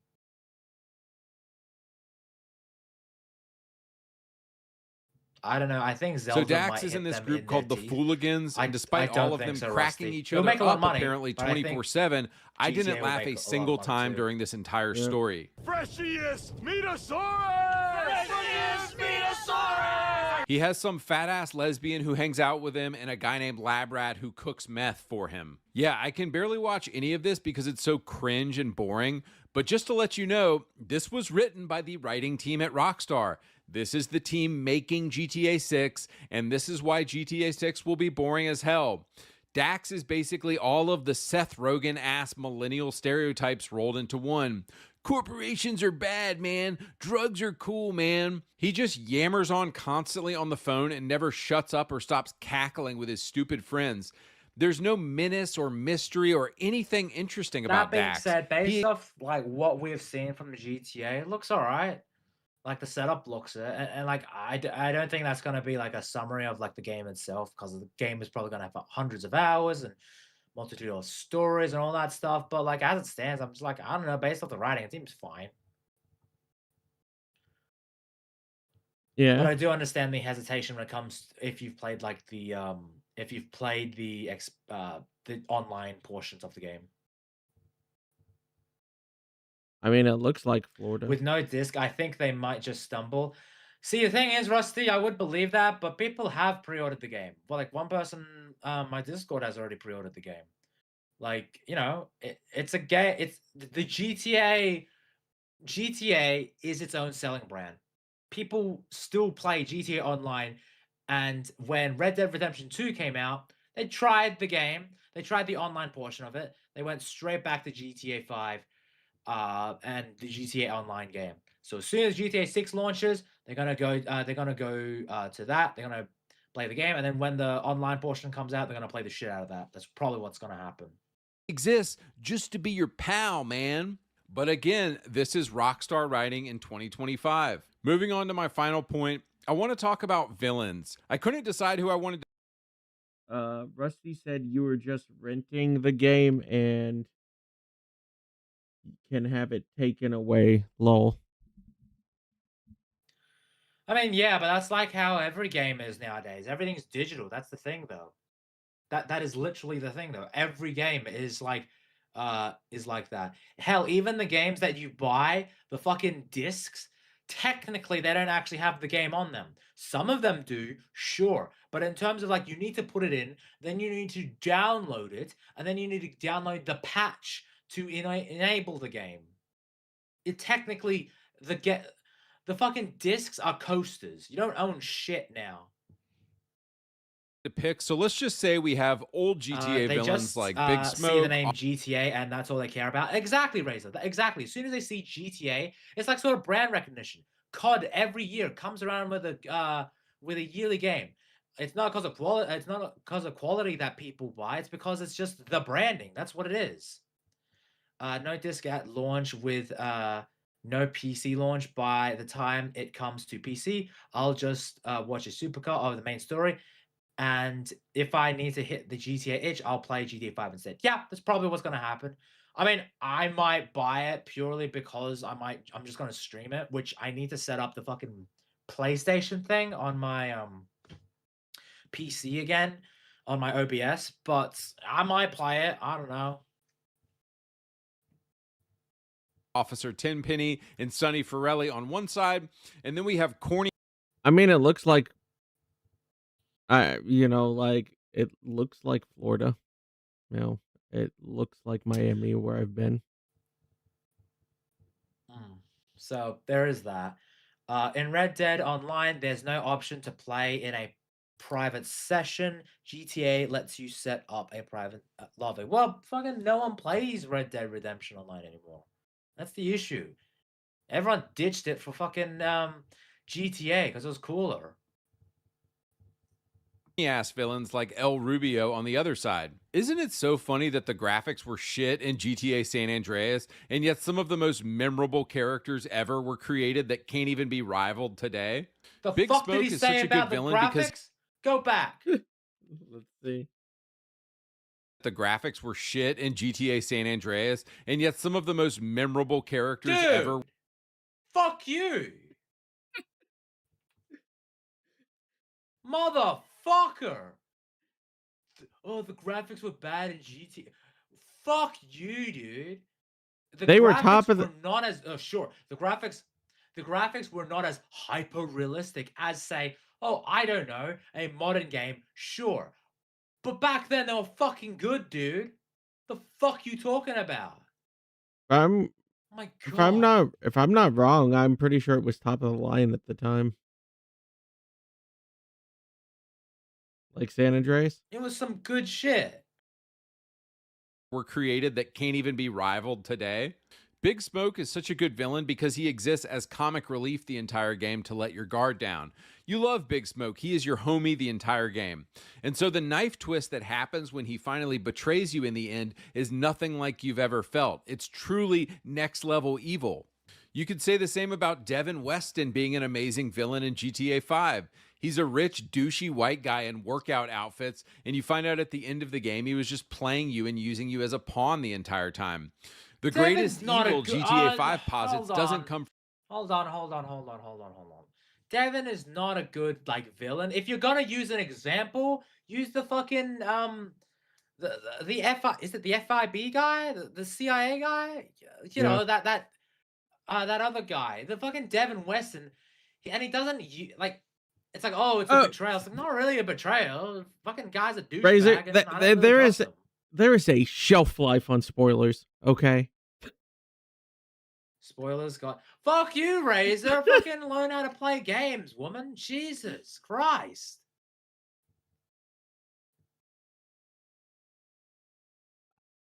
I don't know why. I don't know why, but I feel like the man speaking has something against white people. Yeah, I know, right? It's crazy. From street hustlers, but corporate shills like Devin Weston keeping their hands clean. So what kind of writing is gay-ass Rockstar doing in 2026? Well, they're creating corny-ass characters like English Dave and El Rubio. English Dave is a topic for another video, but guys, Cayo Perico, like nothing funny happens. You meet these women, and then there's Mrs. Madrazo in there, and you go on a plane. It's just some of the most boring cutscenes with completely uninteresting characters. I truly think if you compare like the storytelling in Cayo Perico to GTA 5, it's like a completely different studio made this slop.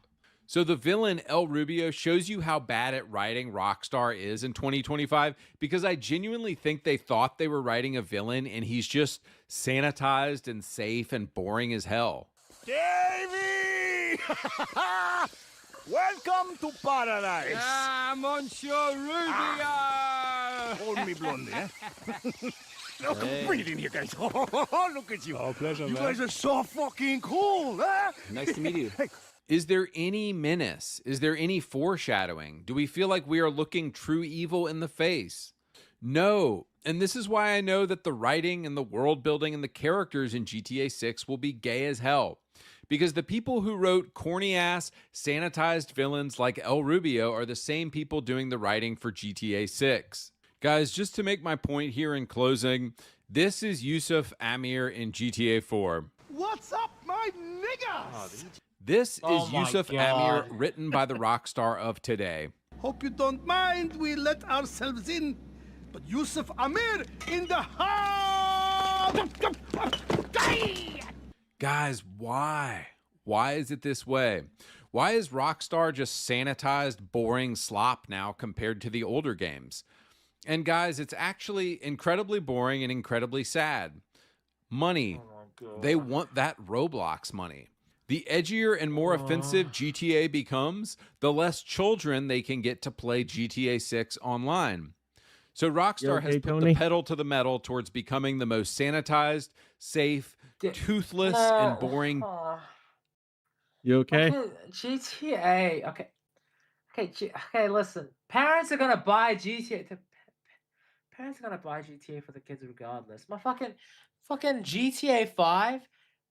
Back when it came out, 2013, if I remember correctly, it was like an R18 for drug use. Okay, and let's just not say, oh, you know, the kids and all that. Like, okay, all right, whatever. Play the video, Carol. Game imaginable, literally so that parents don't have to feel bad to give their kids credit cards to buy GTA Online shark cards. Think about it. GTA Online makes 10 times more money than the old GTA games ever did. But boys, just in closing, as I've said in multiple other videos, GTA isn't GTA anymore. It's safe, it's retarded, just sanitized fucking gay slop. All right, boys, I'm going to get out of here. Be sure to check out... Nope.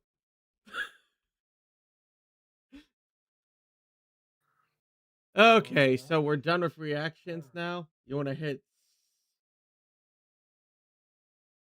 fucking. I guess so, Cal. I guess There you we go. could I do brought that. up the reaction pick. We're hitting Supergirl. I'm not thanking you for that, Oh, Nick. joy. Fucking.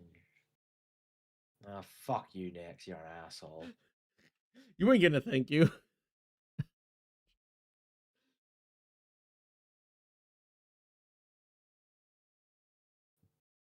Okay, so Tony, what was the good about Supergirl? Oh, we're actually jumping right into it. We're jumping. Oh, right I'm into that jumping shit. right into it. Lobo, seeing David Cornsweat. Now, I don't think Cornsweat's a good Superman, actually, but I like his presence on the screen.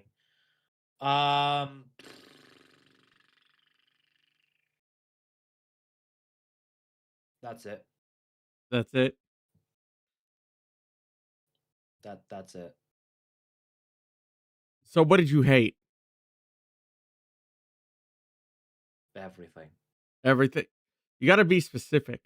This is a review, Tony. God, so unprofessional. I hated the beginning, middle, and end. There. It's a piece of shit movie. If I was gonna have to give it a rating out of like 10, like if I was using so if I'm using my fucking current review that I like rating system that I haven't used in like forever because I haven't done reviews in a long time.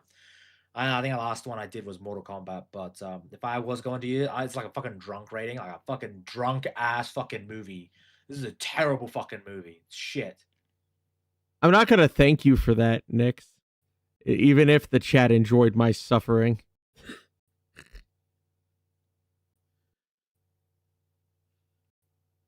But what would you say your rating was? And then I'll go off from that. I don't know, like a drunk as shit one, that for sure. It's a piece of shit movie. To put it in contrast, when I got out of the movie, I was about 5 Guinnesses in. Okay?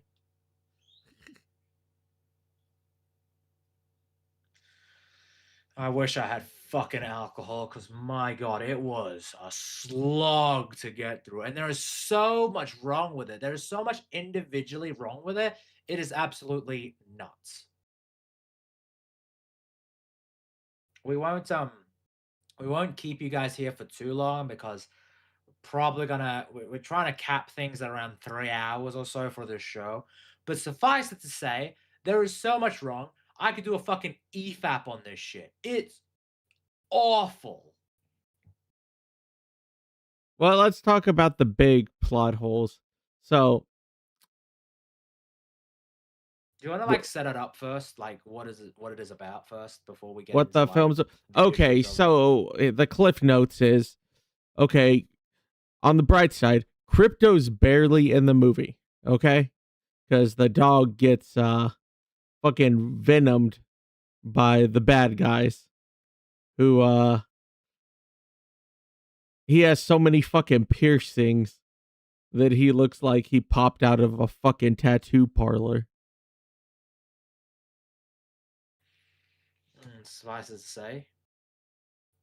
And his whole goal, correct me if I'm wrong, but like the whole group's goal is they need more women for their all-male race. Is that right? Pretty much, yeah. That's his goal. That he just wants more women for, wives and shit. To make more guys. But the thing is that, okay, all right, so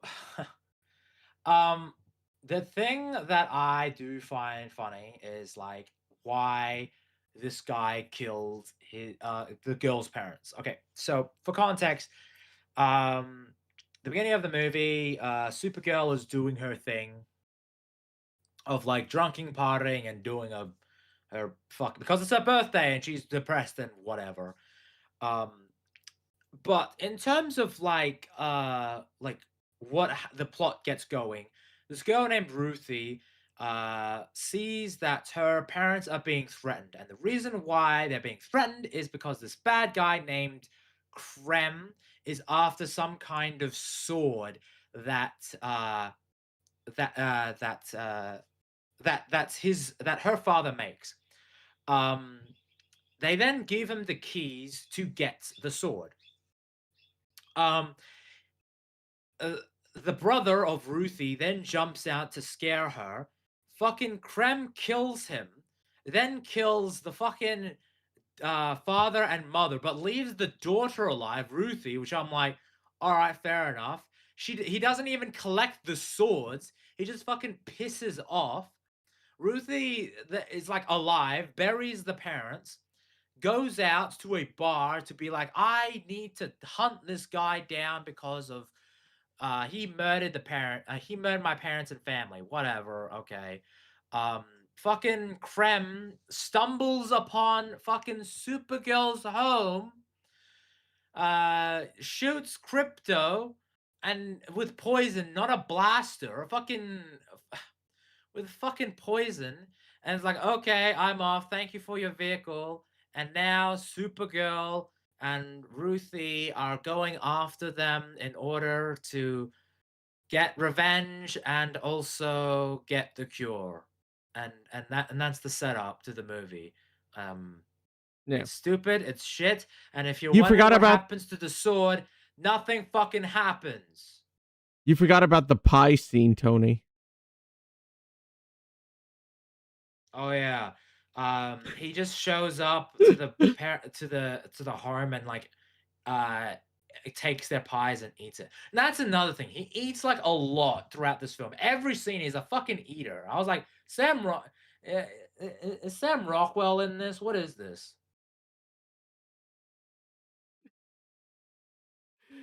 So after that scene, Supergirl's like, oh, I don't want to help you. I want to get shit-faced and drunk. So an alien takes the sword, and then she's like, give the sword back, or whatever. I don't really want to help. So I did skip over that. But essentially, basically Cal is describing it where she doesn't want to help her, but then she ends up fucking helping her. Ugh, I'm so weak now because there's a red sun here, and then they all go back. She goes, like, she goofs around for a little bit, drinks, is getting sober, eating stuff off her ship, and so I can't help you. I gotta go to the I'm gonna go get some more drunk and do stupid shit.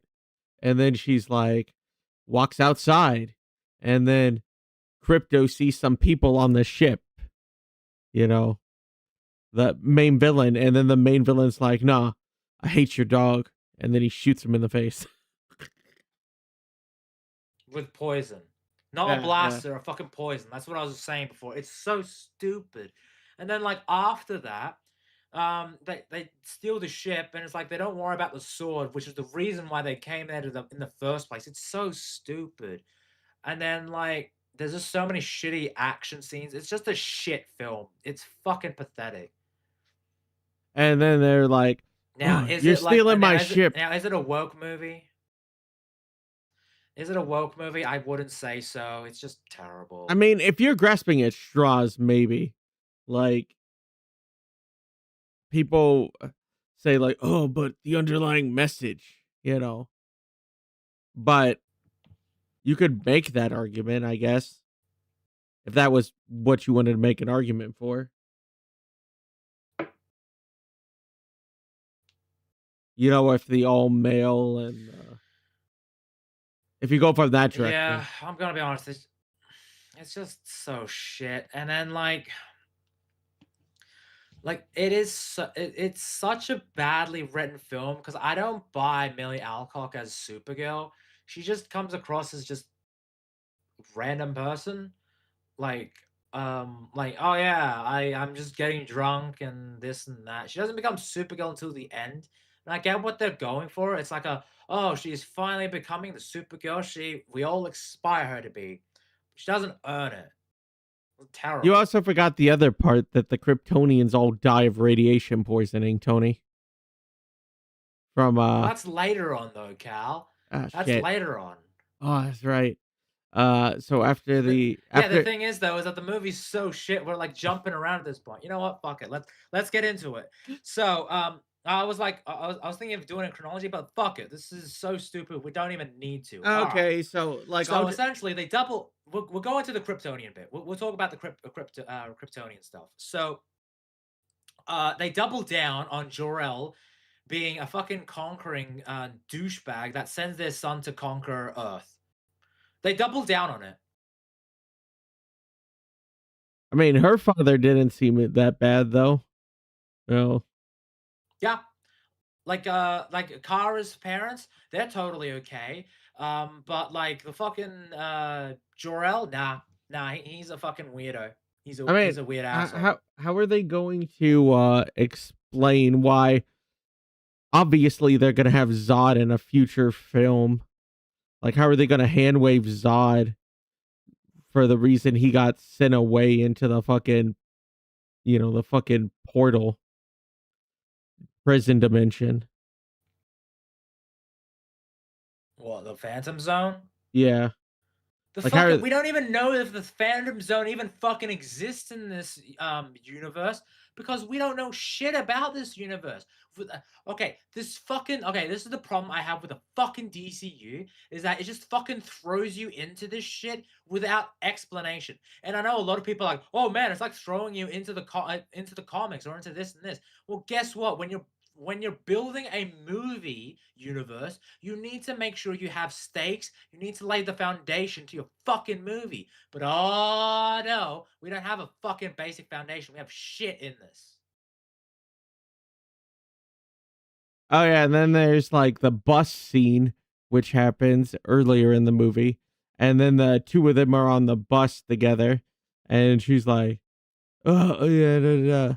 And then they're sitting together, and she was like, "You're not my friend because you don't even know my name," to the girl, and then the girl sitting there, and then these stupid teleporting pirates who are looking for technology, which they don't even give a reason for, and then Kara gets jettisoned into space after she teleports after a cringy fight scene.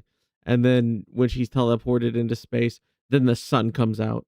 So, okay, so the reason why they're there is because I think they're working with Krem, if I remember correctly.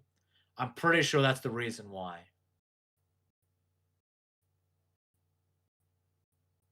Because after that, she interrogates them for information, and then they give her the information as to where Krem will be.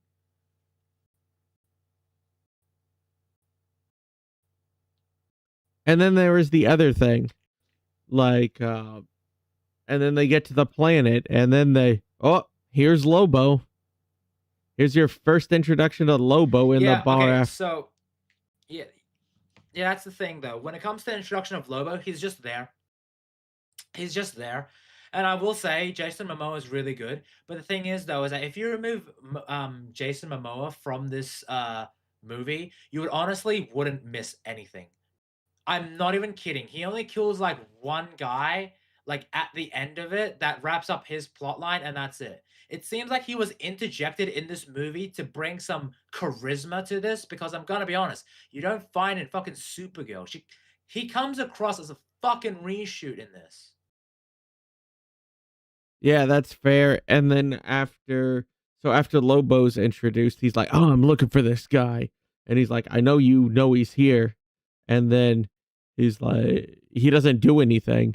He walks outside and then drinks some and then smokes a little bit and leaves.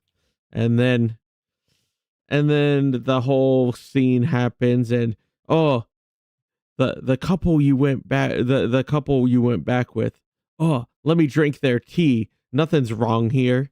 And then Supergirl gets drugged. And then cringy fight scene ensues. Did I miss anything? Can't be honest, no, it's really stupid, man. It's just a bunch of and thens and thens and thens.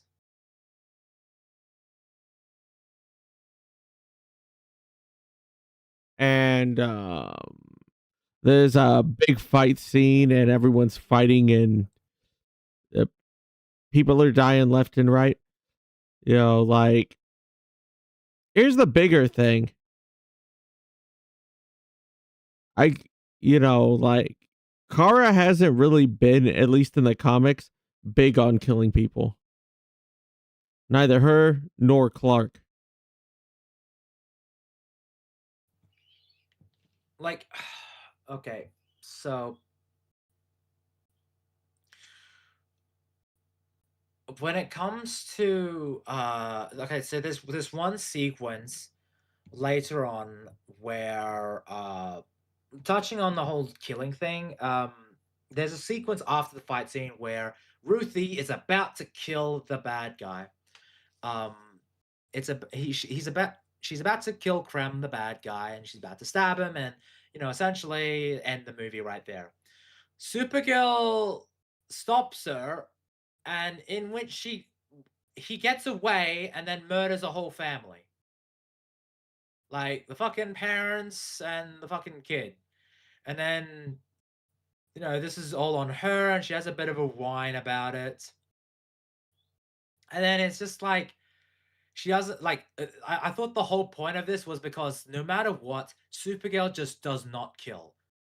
She doesn't want that for Ruthie. She doesn't want to do it for herself.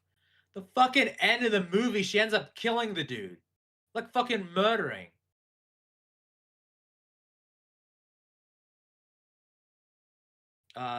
This is Richard Hogue take on Supergirl. Supergirl, not awful. Already lost me, Rusty. You already lost me. It's awful. I don't want to hear it. I don't want to read it, all that. It's awful. I don't want to hear his fucking review.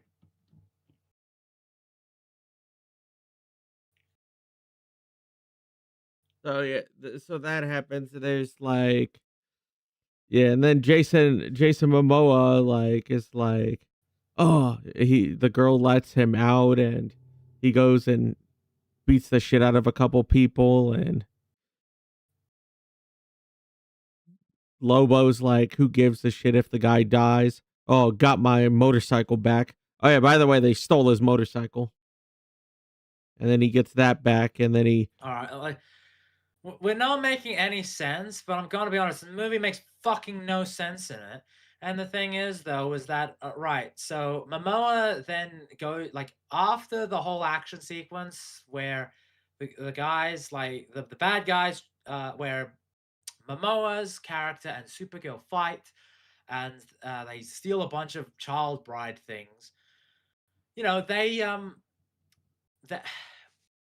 Momoa goes after them and then gets captured, all right? And he's immortal, so I don't get why he got captured, so he's fucking retarded, I guess.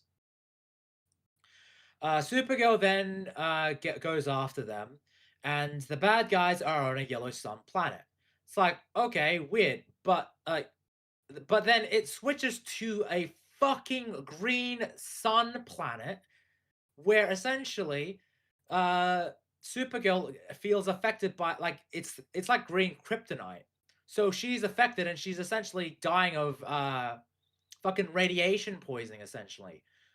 But the thing is, though, is that the bad guys went to a system with 2 suns.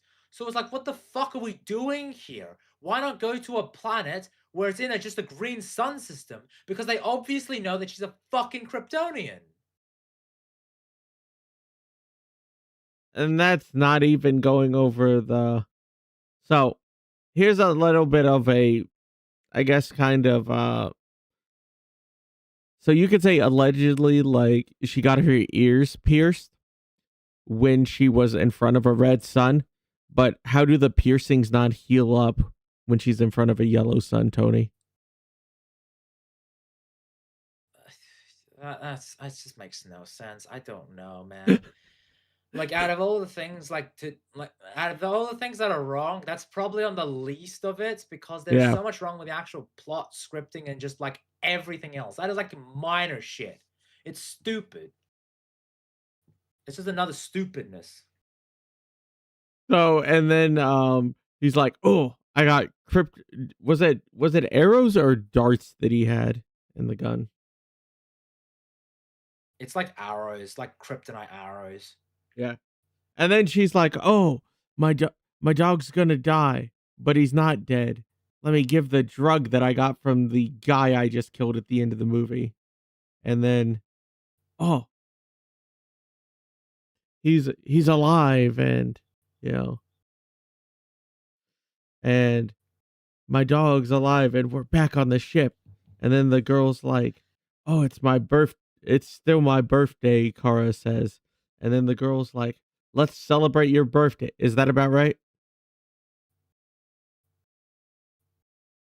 Just about. I don't know, man. This movie is so bad. Like, Momoa like adds a nice distraction for it, same as David Cornswear, and it's not because David Cornswear's like at all any good by any means is a good Superman. Like, I'm gonna be honest, I rewatched Superman and I think his performance is actually worse because like and it's not to do with him. I thought his audition, like I saw that audition when he was auditioning for Clark Kent, and he was like he had to portray Superman, and I was like, fuck, that is Superman right there. I see his portrayal in the actual movie itself, and you know what, James Gunn, he can't write Superman for shit, and I hope he fucking loses his entire career over Superman for fucking ruining it. You fucking ruined the DC universe. DC had a fucking second chance, and you fucking blew it, James Gunn. Well done. I'm so fucking mad. Yeah, so that's pretty much it. Like, they go on a birthday, which they don't show, and then that's pretty much it. What's my rating for the film? 5.5 out of 10. There you go. The fuck is wrong with you? Hey, man. That's above average score. What the fuck, man? You know, I'm not trying to get alienated. How is that an above average score? Average is 5, dude. Are we doing a score from 1 to 10, dude? What did you do your score at? So the thing is, I think it's fucking I think a drug, like I need to be blackout drunk for it. But like, if I'm going to do out of 10, because we're basing, look, what 0 to 10, 5 is dead in the middle. So you're saying 5.5 is above average? Oh, okay. Then if we're going that direction, then probably a 1 or a 2. In general, my major issue with the film is it feels like it was spliced together. I could be wrong, but it feels like a bunch of unconnected scenes. Well, apparently it got re-edited. Like, wait, it got re-edited? If the re-edited? rumors are true, then yeah, apparently, if the rumors are true, there was apparently 2 edits. There's the director's edit. There was apparently 3 edits. Apparently there was the original edit. Then they cut it down to the director's edit, and then they cut it down for the James Gunn edit. And they tested both the James Gunn and the director's edit. And apparently the director's edit is the one that they went with, but that's just drastically down. But yes, for me, I would give this movie a 2 out of 10 because I think Lobo and David Cornsweet, even though I don't like David Cornsweet's Superman, I think they were highlights of this. They doubled down on the fucking they doubled down on the Kryptonian sort of Kal-El thing, which I think, like, being a harem leader, which honestly based, but that's not Superman. That's not Superman at all.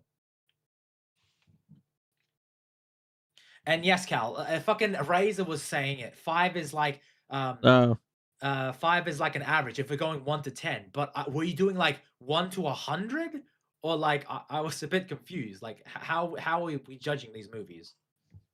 Okay, let's just go. Let's make it simple and let's just do 1 to 5.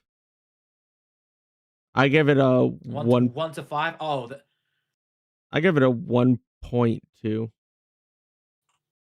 If we're going 1 to 5, I'd say 1.5.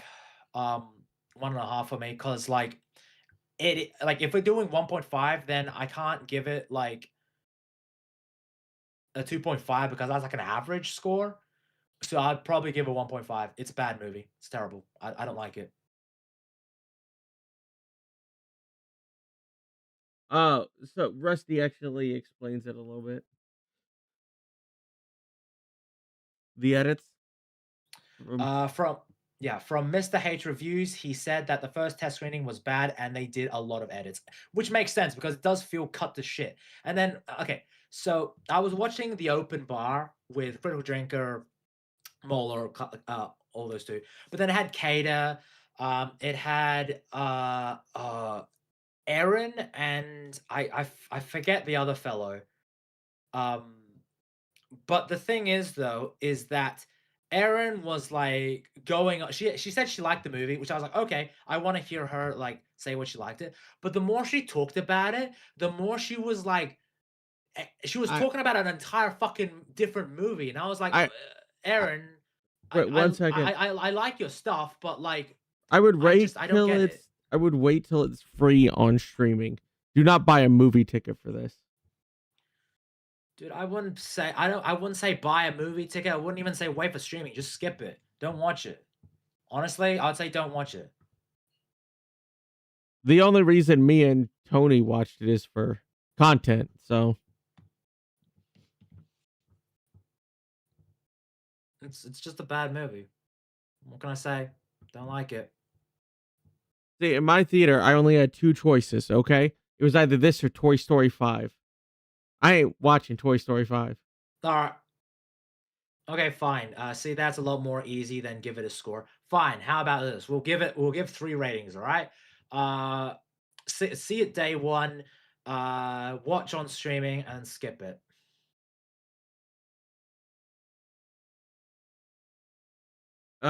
Probably I would say skip.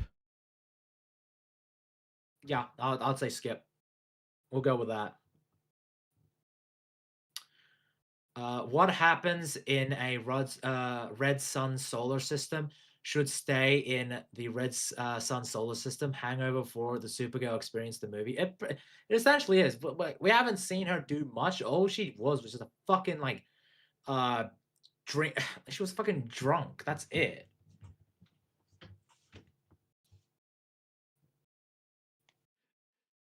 So I have a little clip to share with everyone to tie out the stream. What did you say? Huh? You I have a little what? You have a little clip. what? Oh, Don't- clip. don't- Okay, I thought you said something else. No. Let's see. Here's some clips. There we go. Hey guys, it's BMO here. You ever just wanted something rammed up your ass? What about a monster dick? It's already out in the high seas and it's doing atrocious numbers. What about Not one even that real lays life pirates eggs? want it. No one wants to see this shit. Why would you waste your time on this shit? Oh, I can't take it seriously, guys. A Moby Hughes. Guys, that's not on me. That's on Cal. Okay. Fucking hell. Do you wanna- I misheard. All right. do you want a dick as big as me? Do you want one that's? Is it still streaming or did it cut the thing for you? No, it's still there. I think. Oh, it looks like Oh, it's- BMO. Yeah. Are you sharing your screen? Yeah. Is it blurred or is it solid for you? It's BMO. I don't. Hold on. There it is. Is it Yeah, I streaming see it? it. Okay. Here. You ever just wanted something rammed up your ass? What about a monster dick? The fuck? What about one that lays eggs? The fuck, man? When was this? Oh, it was like a year ago. I can't take it seriously, guys. A Moby Huge. Do you want to? Do you want a dick as big as me? Do you want one that's as big as me? The fuck, man? I'm so You can confused. slam it right up there. Self-lubricating. I'm a fucking child. I'm a fucking child, guys. Hey guys, it's BMO here. Huh. People ain't gay, sure. Oh, I got one that's better. Here. Let's see. 47 Cowardice. Not just shoving it up there raw. Anyways, we were playing a game instead of talking about monster dongs.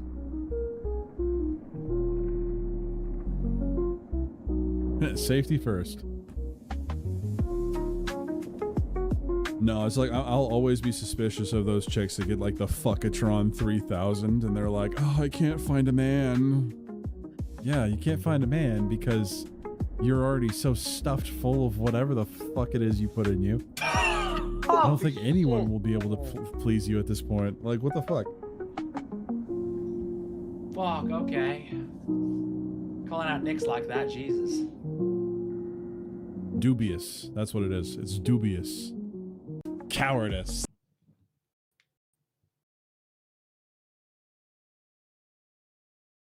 How is that in to stream, Tony? Very unique. But yeah, so in terms of like just closing thoughts, yeah, Supergirl bad, don't watch. Nick said, I need a palate cleanser. What, like the Suckathon 3000 or something? I don't know. Okay.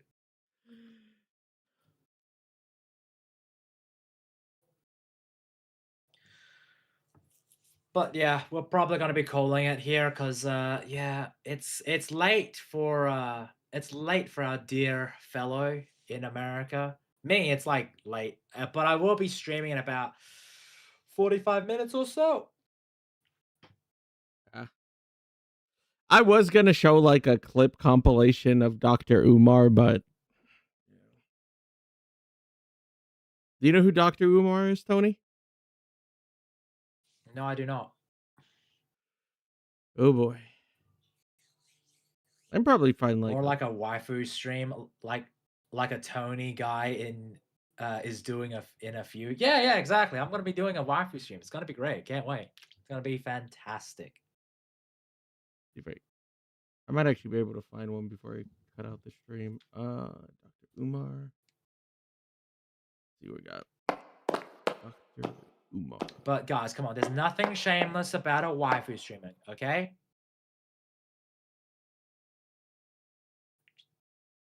All right, because I love me some waifus. It's not shameless. Okay? It's not shameless, all right? I love me some waifus. I have no shame.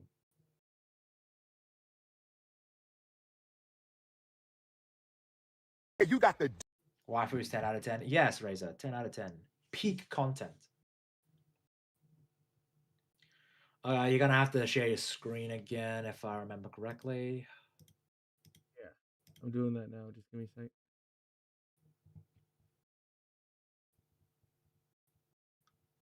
I think we're good there. Let me just make sure properties is set to the right thing.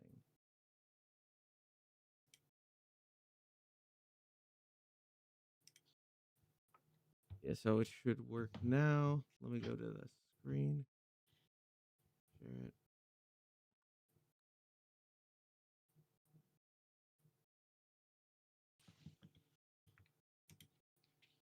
Okay, cool.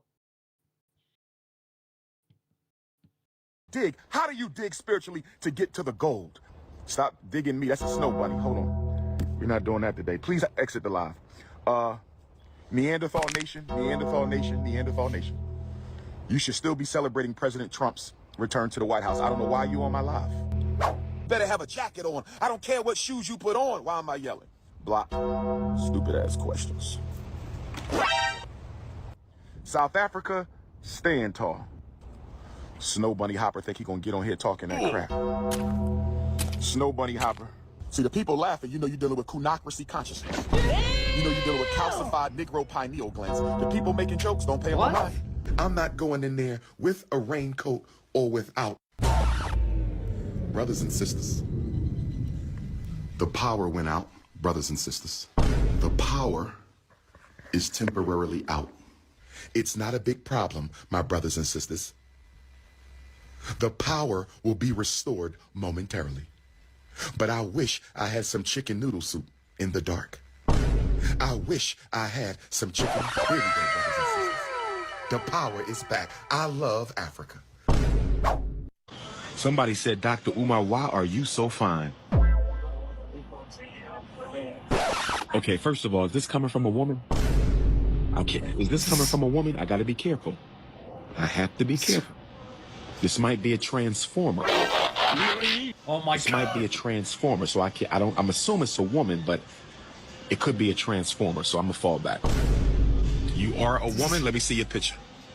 I need to see your picture, baby. I need to see your face. I can't answer that. You could be a transformer. I need to see your face. Gotta know exactly who you are.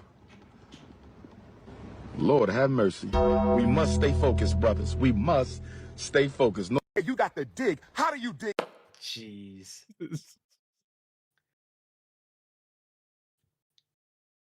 Well, that's a banging way to end on. Yeah. Dr. Umar.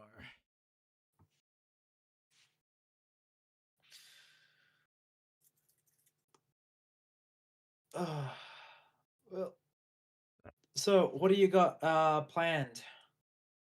Maybe I'll stream Witchfire, or maybe I'll actually put an actual fucking review for once.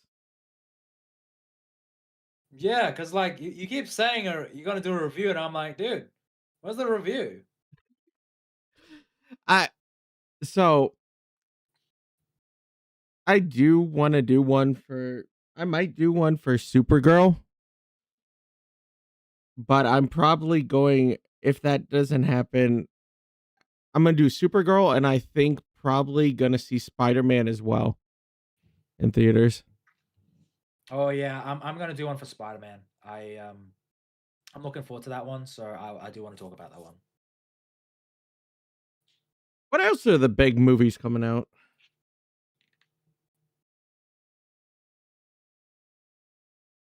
Yeah. In terms of like other big movies, I don't really know because I don't really pay much attention because this year I'm just like sort of zoned out when it comes to movies. I just don't really have the.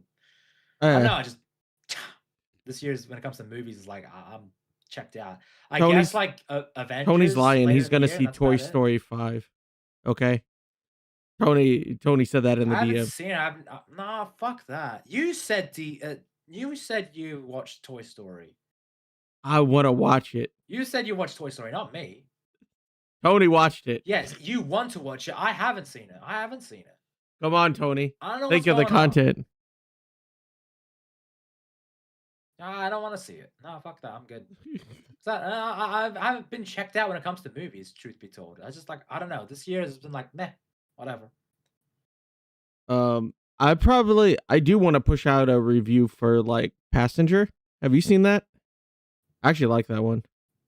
No, I haven't. Without spoiling too much, basically a couple gets chased around by a demon the whole movie. After like a car accident. Right. Okay. It's one of those horror movies. Okay. Anything else, Cal? Yeah. Probably try and write out a review and then do a video on Obsession, which I did actually see earlier this week. So. Fair enough. Nice. I am probably going to just, well, I'm streaming after this, but in terms of like my weekly streams, I'll probably be on back. Cal doing reviews is like Tony's 200 celebration. I know the whole milking farm thing. I know. Listen, I'm going to ask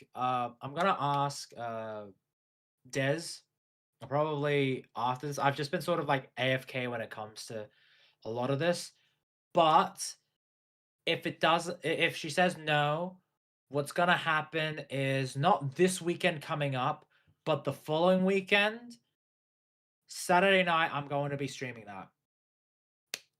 You have my word that if it doesn't happen, if Des says no, not this weekend, the weekend after, I'll be streaming it, and I'll be getting some alcohol and all that. Yeah.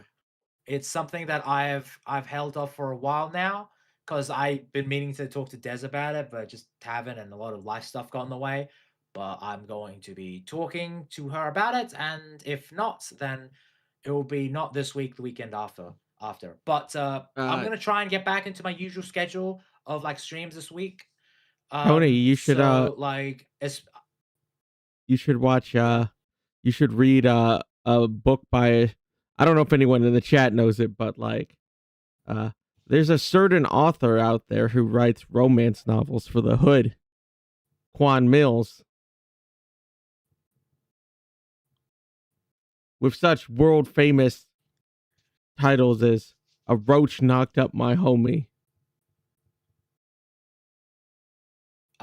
lovely. Lovely. You didn't know about that, Razor? Yeah, I have no idea what the fuck he's talking about, Razor. I have no idea.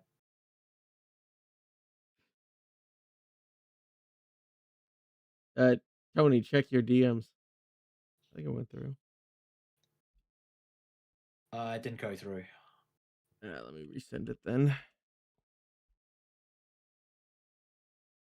There you go, I got it.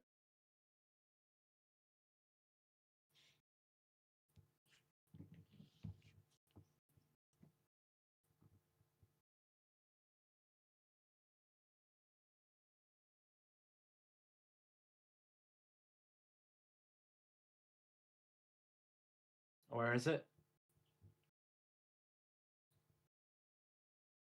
I'm sending it. Okay.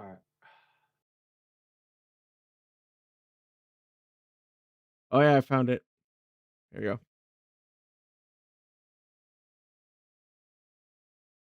I just do save image as and send that to you.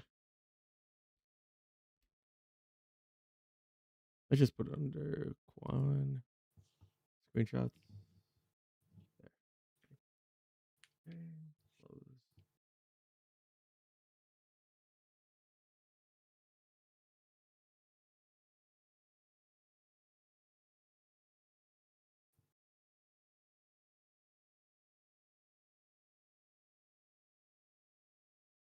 There you go, Tony. Oh God. That is a terrible image.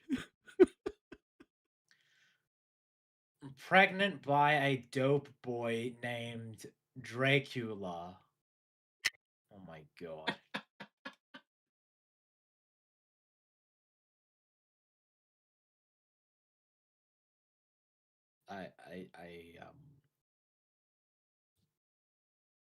Yeah, that's yeah.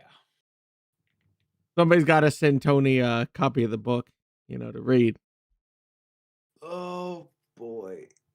Good to know. I don't want to read that shit. Fuck that. I need that book for research. I need that book for research. Send it to me, Tony. I tell you what, fucking next after the end of the stream, which will probably be happening soon, I will send you the fucking image of it, Nix. I'll send you the image of it so you can fucking Okay, so the author it and is. probably read it. I'll just put it in the chat. Oh God. But yeah, Quan Mills. In terms of what other stuff that I've got up, I've got stuff coming up. Me and Espiritu are doing the podcast again this Tuesday. I'm not sure how long it'll be going on for. It'll probably be a decent while. I'm not sure if it's gonna go like 4 or 5 hours like last time, but it's gonna be on my channel this time, so get hyped for that. It's gonna be fun. And yeah, just usual. Probably I'm gonna be getting my weekly schedule up up and running again. So things have cooled down at home, so I'll be able to do streaming and uploading a lot more to the channel. So yeah, Nyx, it's pregnant by a dope boy named Dracula. There you go. Yeah, so there is that. Anyway, yeah, that's pretty much it for me. Yeah, anything else you wanna? I will. I am definitely gonna probably stream, and this isn't a probably actually. I am planning to stream Witchfire. As long as like, it'll probably be around 9 p.m. my time, so let's see. Yeah, so that'd be EST 9 p.m. So Nice. You posted no. Yep. No. Anyway, I have got to head off. I need to have dinner before I get on stream in like half an hour, but I might be a little late on that. So yeah. But yeah, I gotta get some dinner in me. This is Cal and Tony. Tony Down Under. We'll catch you in the next one, and it's you want to tell them the time for the next episode? Oh, it'll be same time next week. Probably this time it's gonna be on a Monday though. Because next week I've got a con going on, so probably it's gonna be Monday. But it is dependent because I'm not exactly so sure. I could be fucking drunk to the point where I'm not alive on Monday because there is also the night. The weekend con also has a night one. So again, apologies, Cal, but I may not have a liver to survive on that night. On what night? On like Monday, because like I'm going to be fucking drinking the night before, and I don't know if I'll be sober enough to show up. I'm gonna have to like, if you go to MegaCon, dude, like I'm gonna like in Florida, I'm gonna have to get like we're gonna have to go to an Alamo Draft House because it's Yeah, all well, you. I mean, I'm planning on it. I need to sort out my visa. But yeah, I'll probably be streaming in about half an hour, guys. So yeah, you guys have a good one. If I don't see you guys, have a good one.